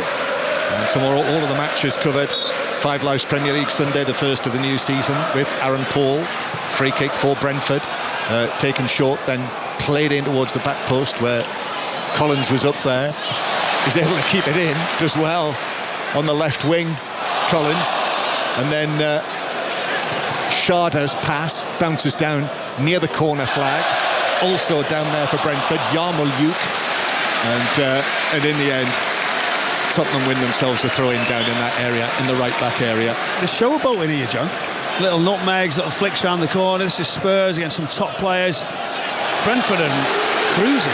And here's Sangare into the penalty area, stabs it across, took a deflection, but that deflection took it away from Jadon Anthony, and it bounced through to Kinski. Yeah, it just didn't fall. Kinski just waiting. But yeah, a couple of nutmegs, a couple of flicks, back heels. You know, they've worked well on the set piece, haven't they? Those long diagonals. We've seen the corner kick early where it was that volley of a loose Potter. Then we've seen, you know, the next corner, that sort of long one round the back, and then it's headed to the edge of the area. They're planned. They know exactly what they're doing with them, and they've got the rewards. That's the voice of Michael Brown with us on BBC Radio 5 Live. Brentford leading Tottenham by 3-0. Certainly one of the stories, this scoreline, of the opening weekend of this new Premier League season. Here's James Maddison, long of hair now. Maddison, it's probably all that worrying about those little children. Ball cleared away, probably hasn't got time to get his hair cut. Van Hecke Van Hecker out to the right-hand side. Tell still in possession. Tell back to Maddison, and then Maddison just dwells on the ball, gives it back out to Tell with his right arm, his right hand strapped. But Sharda is able to get a touch, and then it's cleared away towards the halfway line. And Brentford continue to lead by 3-0. Aaron Paul and Chris Sutton waiting for your calls on 606. Particularly keen to hear from the supporters of Manchester United, West Ham, Leicester, and as Chris was saying at half-time, on a more positive note, also from the supporters of Hull City and Ipswich as well. Chris, would love to hear from you after their very good start with the opening win back in the top flight. Here's Tell. Now to Bentancur. Archie Gray pushing forward, but Keane Lewis Potters does well and is able to go into the challenge, win it back, and it's cleared away. Should be cleared away by Brentford. Tell's gone. Oh, Sharda dived into that challenge with Solanke. It was one of those where the ball had bounced away from him. And then Bentancur, that was a heavy challenge, but Sharda is able to take possession back. Pleased to say that Solanke's okay. That looked a little... I was wincing there for a moment when he went into the challenge. And then Brentford, after a scrappy little period of play there, do clear it away. The ball got flicked and it hit Tell on the chin. And he sort of went down as if it really hurt him. And you're thinking, come on. Tell's going to cross, which he does, but that's intercepted by a stretching Collins. There was a few naughty, aggressive little tackles there in that little bit of play. Bentancur snapping into it. Shardy initially diving forward. De Zerbi's at the front of the technical area. What's he thinking? What's next? How does he change the game? The fans are singing he's going to get sacked in the morning. Wow. Damsgaard is going to come on as the next substitute. Always impressed by Damsgaard. I think he's a really important player in this Brentford side. It's remarkable, really, Michael, when you think that at the start of last season they'd lost Thomas Frank, who had gone to Tottenham. They lost their captain, Christian Norgard, who ended up winning the league with Arsenal last season, and they lost their two top scorers, Burmo and Wissa. It's unbelievable. And yet they did what they did, and now here they are making a storming start to the new season. Jayden Anthony on the right. In comes the challenge from Senesi to put it out of play for the throw to Brentford down the right. It's quite a piece of work, isn't it? Do you know what it is, though, John? It's a football club that's been allowed to build with not a lot of pressure. The foundations have been good. They've got stronger and stronger, and Thomas Frank's been very much the credit for that. That's why he actually went on to get a different job to try and take Spurs to the next level. But they've continued. Keith Andrews has done an incredible job. Long throw time, and Michael Oliver indicates to Coyote that the countdown is on. This must be pretty close to the 5 seconds. Long throw comes in. Kinski gets a one-handed punch to it. Still inside the area. Maddison got a foot on that to put it behind for a corner. That caused real problems. Yeah, and what it does, they're on the next one. So the contact's really good. They're working out a lot. Ethan Collins there really just in and around it, keeping it in. Really, really strong. They were desperate defending really from Spurs to see it out, but they're just not comfortable in these situations. Corner. It's going to be taken from way over there in that far corner in front of the popular end for the Brentford fans. They lead 3-0. Left-footed corner from Janelt. Then Collins heads it across. Then on the edge of the area, Jayden Anthony swung a leg at it really and hit it high over the top of the crossbar. Back to Tannadice and Tayside, Kenny Crawford, because the Dark Blues have doubled their lead. It's Dundee United 0, Dundee 2. A corner came in from Finn Robertson. It was only half cleared. Alan Forrest had a shot towards the bottom right-hand corner, and Owen Bevan, the defender, got a little touch on it to make sure it found that bottom corner, and it's Dundee United 0, Dundee 2.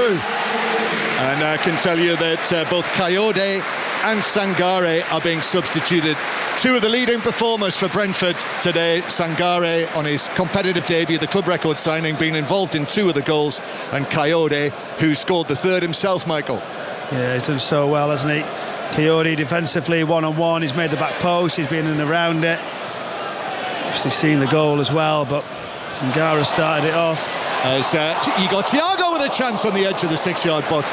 excellent work from Jayden Anthony down the right, setting up that chance for Igor Thiago. Van Hecke was there as well on the edge of the 6-yard area, just stabbed it wide. Yeah, really good. Jayden Anthony's done well down the right-hand side. He's come on. He's tried to make something happen. Good ball across the face. You've seen Thiago just try to flick it near post. He was under pressure. And it could even be worse, couldn't it? It's just playing with such confidence, this Brentford team. They are, and here they come again. And Yarmolenko with a cross from the right, but that's blocked inside the penalty area. Honestly, this could easily be 5-0. Well, yeah, for sure. I mean, we're not even joking with that. Mikey Moore had obviously a good couple of chances, which obviously could have changed a few things. He's the secret weapon again, the long throw.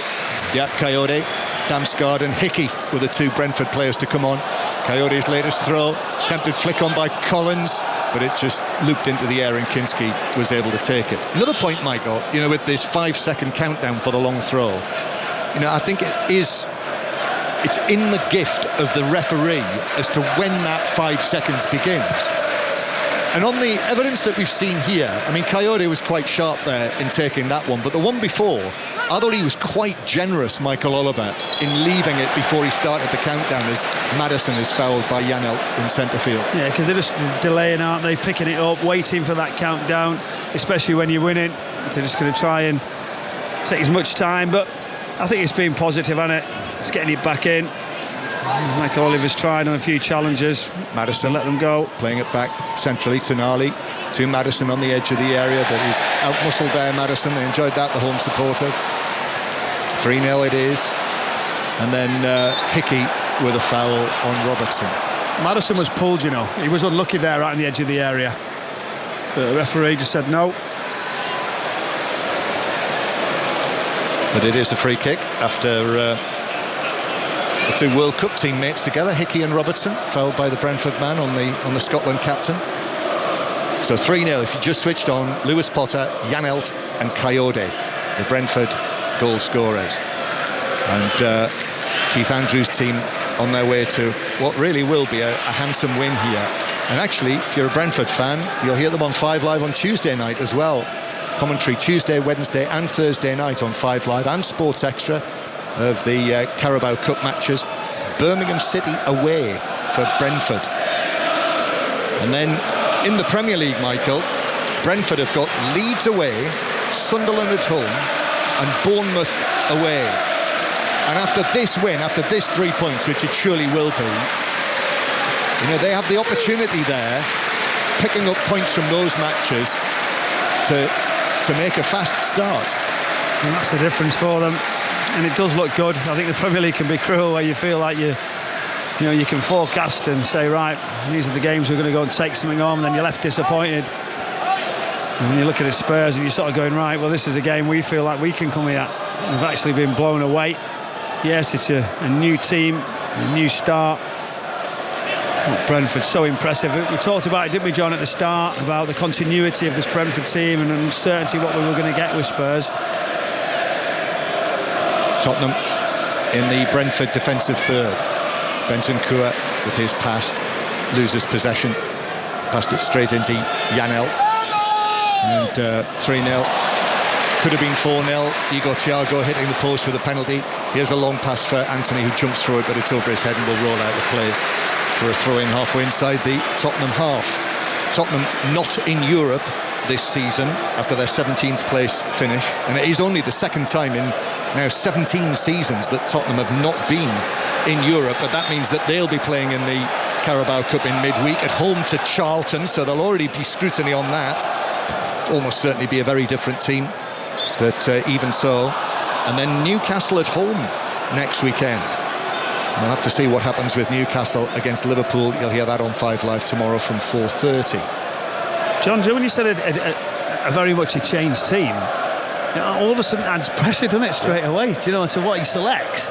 Because he'll want to get something going. You know what it means, these cup competitions, last few years have been thrown away a little bit. And he's got to get it right. Yeah, against Charlton, who have had a very good win at West Ham today.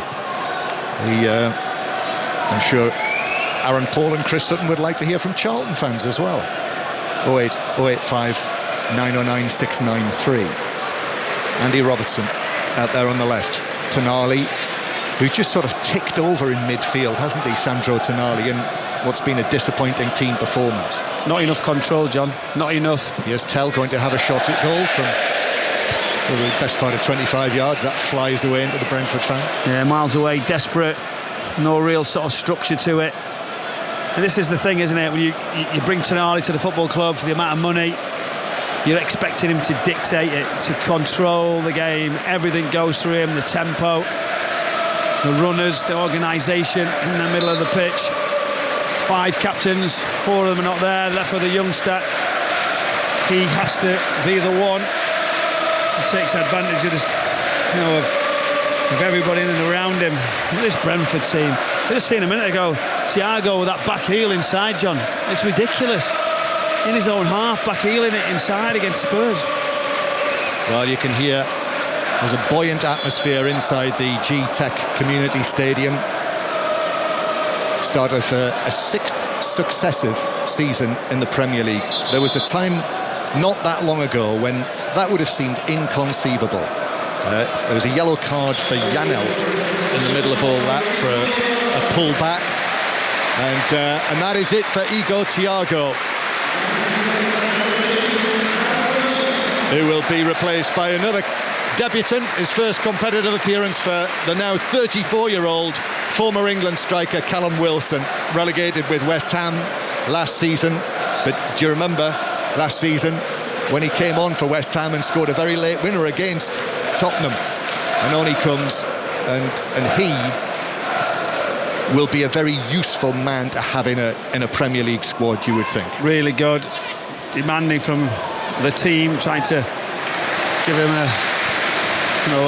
an experience that he's gained with the level of a really eager squad who want to learn. I think that's the difference with this squad. We talked a lot about Brentford at the end of last season, about the demands that they put on each other as soon as they come in the dressing room. This is how we do it, this is what we expect. It's a continuity that they've had for such a long time, and it's well run by the players, that.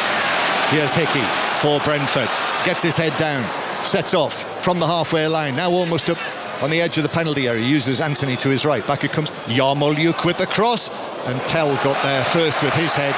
Lewis Potter was in there again. He loves to get into that position, the left back as he's been today, and Tell forced to head it behind for a corner. Left back, right midfield, centre midfield, goal scorer. He just times it well, doesn't he? Good player, isn't he, Lewis Potter? Clever footballer, John, yeah.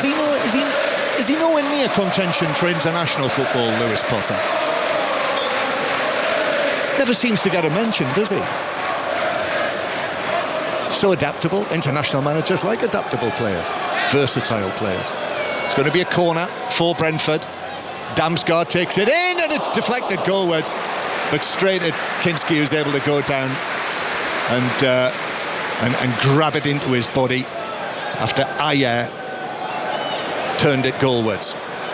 And now Hickey being chased by Robertson, and he fouls Robertson. Free kick the top. He could have scored there. He just doesn't catch it with any pace again.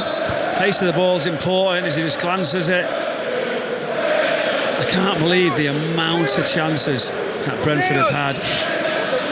As Tottenham make another change here, and it's Archie Gray, the man who started as captain, who is going to be replaced by the returning Destiny Udogie, who's not featured pre-season. Udogie's had muscle injuries, so Archie Gray off, and I assume that means that James Maddison's been given the captain's armband for the remainder of the match. I think he has, hasn't he?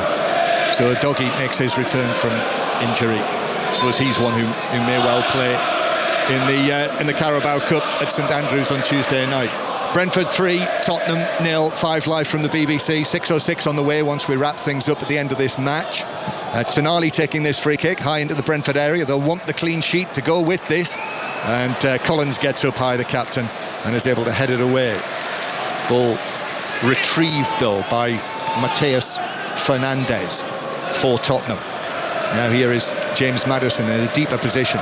Maddison gives it to Tonali, who doggies down the left for the first time. His cross is blocked and then bounces down And Jadon Anthony should get it away, and actually there's a foul in there. There is not. Michael Oliver says. Tell won it back, gives it to Maddison. Maddison's ball deflected to the edge of the area. Solanke shot. That is also blocked by Brentford, who, let me tell you, are working tirelessly, Brentford, to defend this clean sheet that they've got here. Yarmolyuk against Maddison. Anthony there as well. Now the ball played forward for a doggy, whose low cross is straight at Janelt for Brentford, who's able to play it back, and Brentford clear. Collins and I have been colossal. Anything they've thrown at them. I know Spurs haven't done too much, but they just seem to eat everything up. Robertson gone across the right back. And now here's Tell on the right-hand side. Here's back to Robertson, who, as Michael says, is on the right-hand side now, with Udogie coming on. Tonali, then to Robertson. Left-footed ball, nicely weighted through into the penalty area. Maddison curls it across, but there's no one there in a blue, purpley pink Tottenham shirt. Udogie is able to collect it into Van Hecke, who's inside the penalty area. Deflected out to Damsgaard. Damsgaard plays it downfield. Brentford with Callum Wilson. Callum Wilson, who's out on the right wing, but he's got the ball at his feet. Still going Wilson. Crosses it in. Schade with a flick, but couldn't get any real power on that. And it was an easy one for Kinski to pick up. Still, Brentford 3, Tottenham 0. With 3 minutes of the 90 to play. 6:06 on the way. 08 085 909 693 to talk to Aaron Paul and Chris Sutton on this first Saturday of the Premier League. And in the Dundee derby in the Premiership, Kenny Crawford. 69 minutes gone, it's still Dundee United 0, Dundee 2, so problems for Jim Goodwin's hosts, who nearly went 3-0 down a moment ago. Jack Walton, the United goalkeeper, formerly of Preston, had a good save from Ethan Hamilton, the Dundee skipper, from about 20 yards. So it's Dundee United 0, Dundee 2. Thank you, Kenny. And must mention as well, Celtic's second leg this midweek as well. You'll be able to hear that on BBC Sounds. Radio Scotland will have the commentary. Just look out for it on BBC Sounds. Celtic with 1 foot in the draw, which is on Thursday for the group stages of the Champions League. But 3-0, and Michael Brown, a very good job being done by Brentford on Roberto De Zerbi's Tottenham. That's the phrase, isn't it? They've done a job on them. Do you know what they have as well? The shots 23-9, aerial duels 21. We can go on about stats, possession. Yes, Spurs have come into it a little bit more in the second half, but at half-time, John, we discussed, didn't we, how it was really neck and neck on that, and you would expect a De Zerbi side to control it. You know, really convincing win from Brentford. We can't say that enough. It could have been so much worse for the Spurs side, and it's really concerning how much they've been sort of battered, really. They've been bullied, they've been outworked. I mean, Brentford have created chances in all sorts of ways. That's the concern. As Lewis Potterover runs this one, and it's through for a goal kick. Aerial duels sounds like a young player who might have been unearthed from Bolivia, doesn't he? Ball passed out by But my point Senesi. is they've won them. Do you know, anything that's been a challenge, whether it's a tackle, whether it's aerially, whether it's everything about it. Anthony with a cross from the right, but that's blocked by Senesi on the edge of the area. Bounces down, and Tottenham clear it with Senesi up towards Solanke on the halfway line, who is coming back from an offside position. Let me tell you, by the way, if you might have forgotten over the summer, that on the BBC Sport website and app, on a Saturday night, the Premier League clips, you can watch them from 8 o'clock, the clips and the highlights. But of course, match of the day tonight in its rightful place, Saturday night after the news. Mark Chapman will be in the chair, so presumably he's off there to get ready for that right now. And match of the day you can watch anytime on the iPlayer, and Alan Shearer and Wayne Rooney will be with Mark tonight. Ball played into the edge of the area. Wilson now from the angle shoots into the outside netting. Van Hecke sliding in with him, and actually Van Hecke must have got a flick on that after it was hit by Wilson. It looked like he was running out of space, didn't it? He takes his touch, looks to get his shot away. He hits the sort of top left-hand side of the net, and there was a deflection. Another set piece, another opportunity, and everybody's getting up for Brentford. Do you know what? Normally you think, right, we'll just leave it in the corner here and just wait and delay. I think they fancy putting it in. Yeah, they'd love another one to put a real gloss on this. Should have got a fourth, really, with the penalty. Igor Thiago missed it, hit the post. Janelt with the corner then for Brentford. in added time. In towards the near post. Shot with a header. Might have come off the back of the defender. No, Michael Oliver says it's a goal kick. And goal kick that Kinski will take. So drawing towards the close of this match. I did say during the course of the World Cup, for those who might have listened to us for the first time, or maybe for the first time for a long time, to join us during the course of the Premier League season. So if you've done that, thank you for that. I know the 5 Live listening figures went up again during the early stages of the World Cup. And this is how it will be during the course of this Premier League season, with many commentaries to come over the coming months. Here's Lewis Potter down the left-hand side. Sharda returns it to him. Lewis Potter. Bentancur comes in but doesn't clear it out of play. And then it's put behind. Lewis Potter, excellent persistence there. Forces the ball to be swept behind by Robertson for another corner to Brentford. Lewis Potter, not disappointing. Final stages of the game, running into the corner, determined, trying a little nutmeg, trying to get in behind the Spurs back line. Another corner. Corner is taken short to the corner of the box.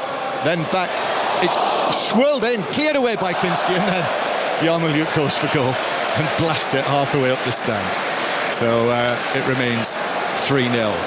And on the subject of BBC Radio football commentaries, must mention as well at this stage of the season the brilliant football commentaries and coverage from our colleagues on your BBC local radio stations, who invaluably cover matches home and away with your favourite teams all the way down the pyramid, and only BBC Radio is providing that service. So BBC Sounds as well for all of that to follow your local team. Brentford 3, Tottenham 0. Free kick for Tottenham that Tonali plays back towards the edge of the box. Brentford supporters, you can hear them taunting Tottenham. Boring Tottenham. And then Senesi is put under pressure in his own penalty area, but just about comes out with the ball against Anthony. Yeah, under pressure. Anthony saying, OK, you keep twirling around on it. Really good play. Last move for Spurs. Here they come. Mateus Fernandes into the Brentford penalty area, and then it's blocked away behind by Callum Wilson, the striker, who's just run from the opposite end of the pitch.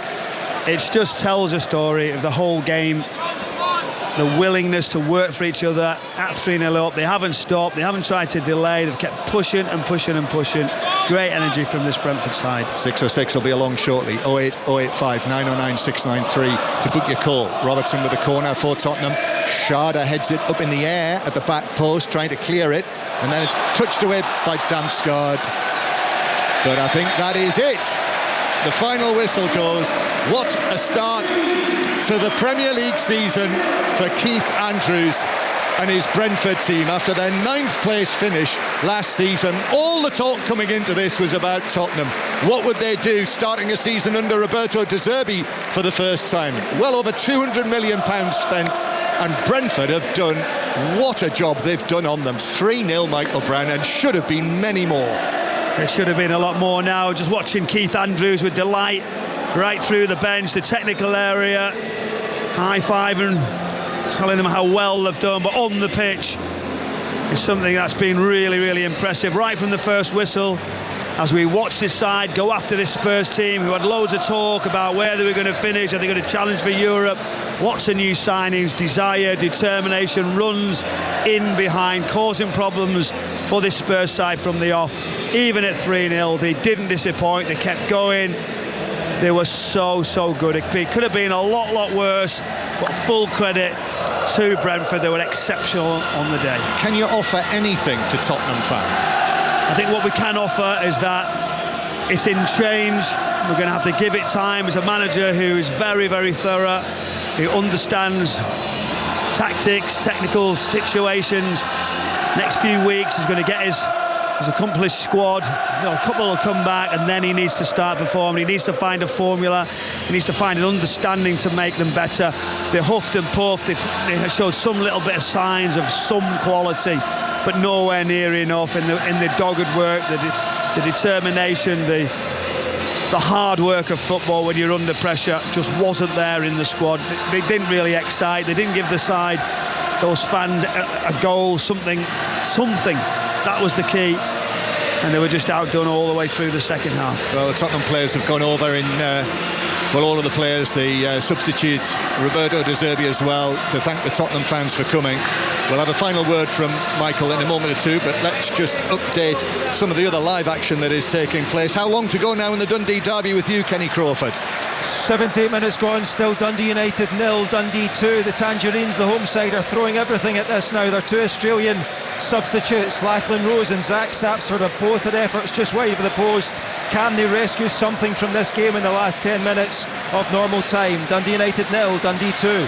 In the Super League, Hull KR 12, Toulouse 32 is the latest score. There's commentary on that now on Sports Extra, and after that it'll be Catalans against Hull FC.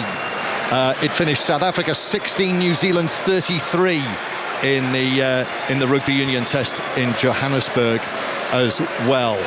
Tomorrow morning from 7 o'clock, Sunday breakfast with Jeanette Quatchi and Stefan Powell. We'll have all of the news for you on a Sunday morning, reviewing and previewing all of the top sport.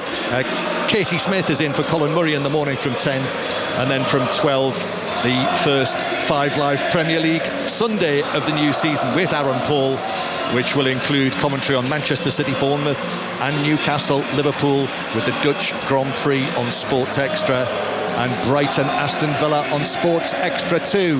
But fittingly, Michael, as the sun goes down behind the stand to our left, it's Brentford's player, I got there in the end, Brentford's players who are walking around the pitch and taking the acclaim and the applause of their supporters. They could hardly have wished for a better start to this second season under Keith Andrews. Unbelievable start.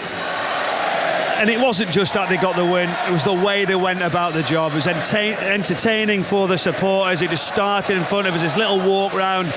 Lots of fans have just stayed. The joy on the players' faces. The manager, Keith Andrews, as well, must be absolutely delighted with what he's just witnessed. Can they go on? Can they improve on last season? That would be incredible in itself after watching what they did last season.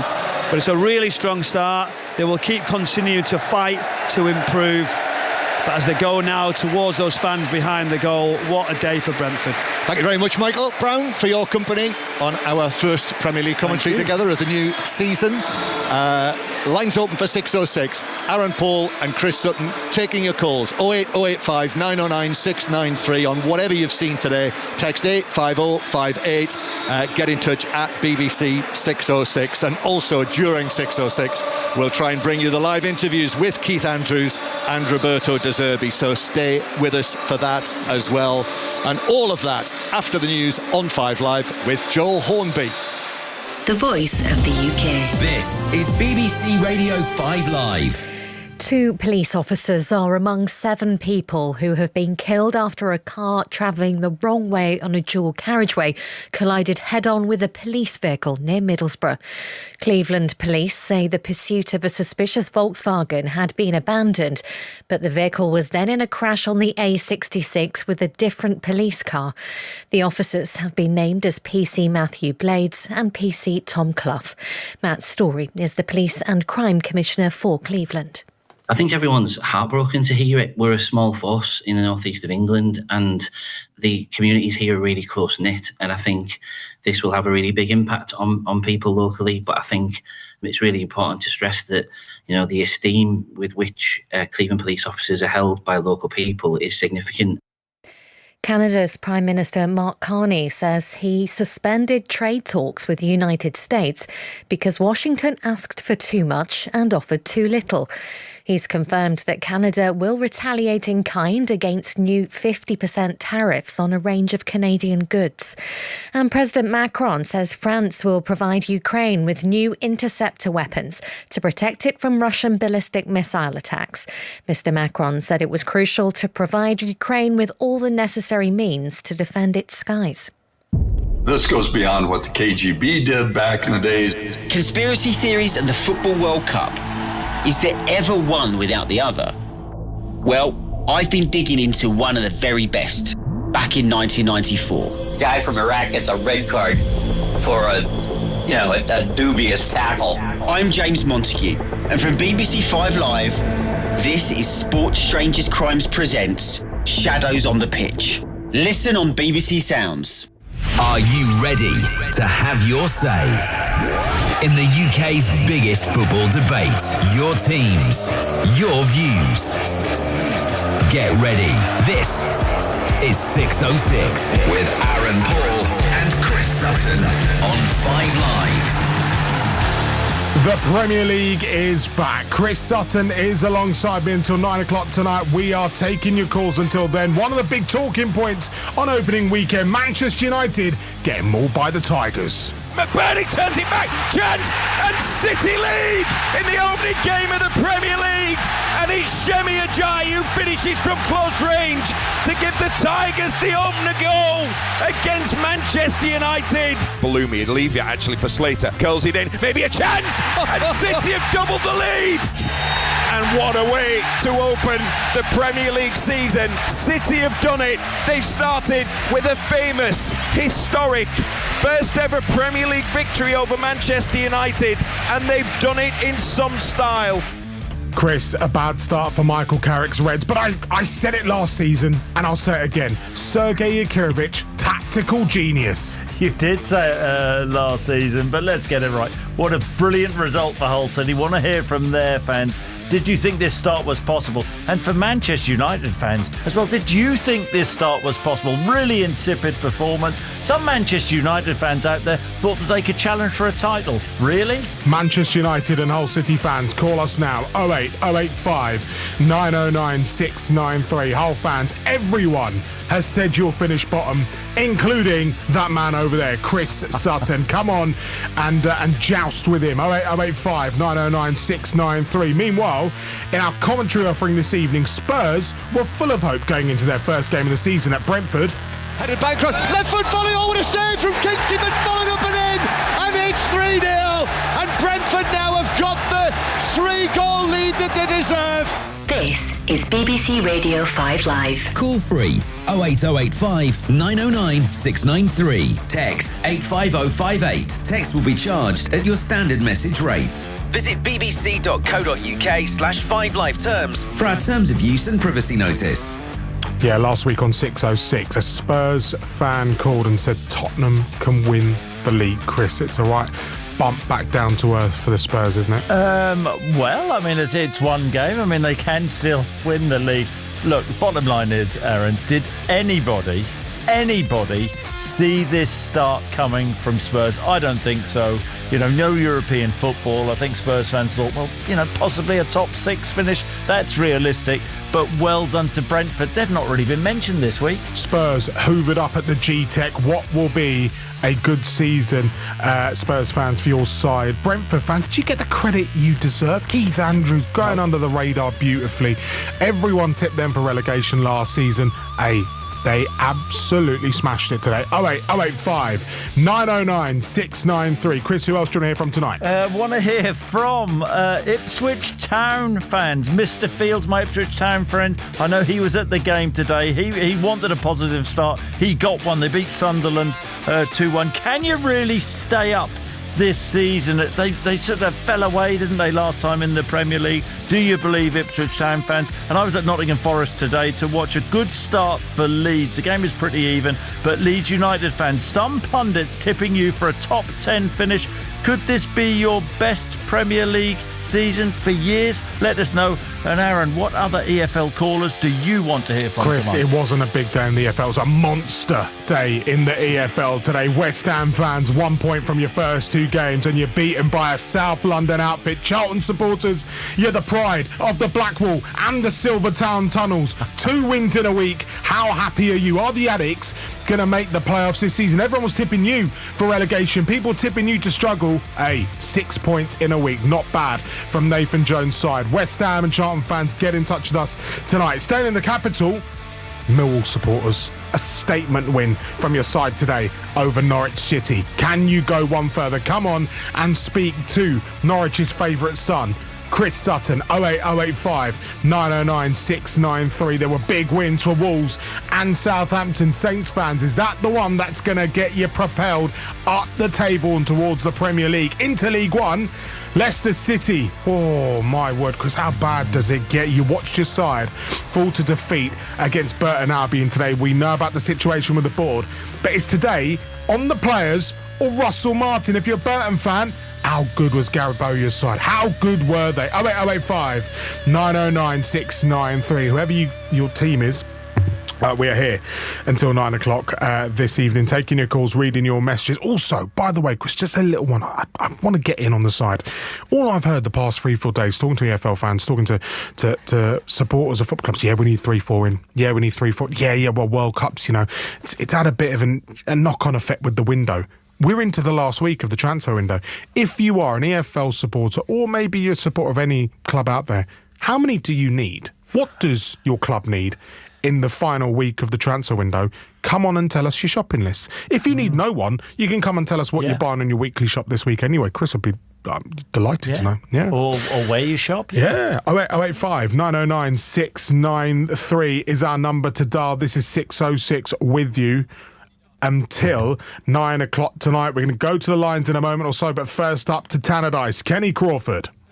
Yeah, 89 minutes gone, Aaron. It's Dundee United 0, Dundee 2, so a potentially massive result for the Dark Blues in the city of Discovery tonight. The goals coming from Dre Wright and Owen Bevan, meaning if they can hold on, they'll have taken 6 points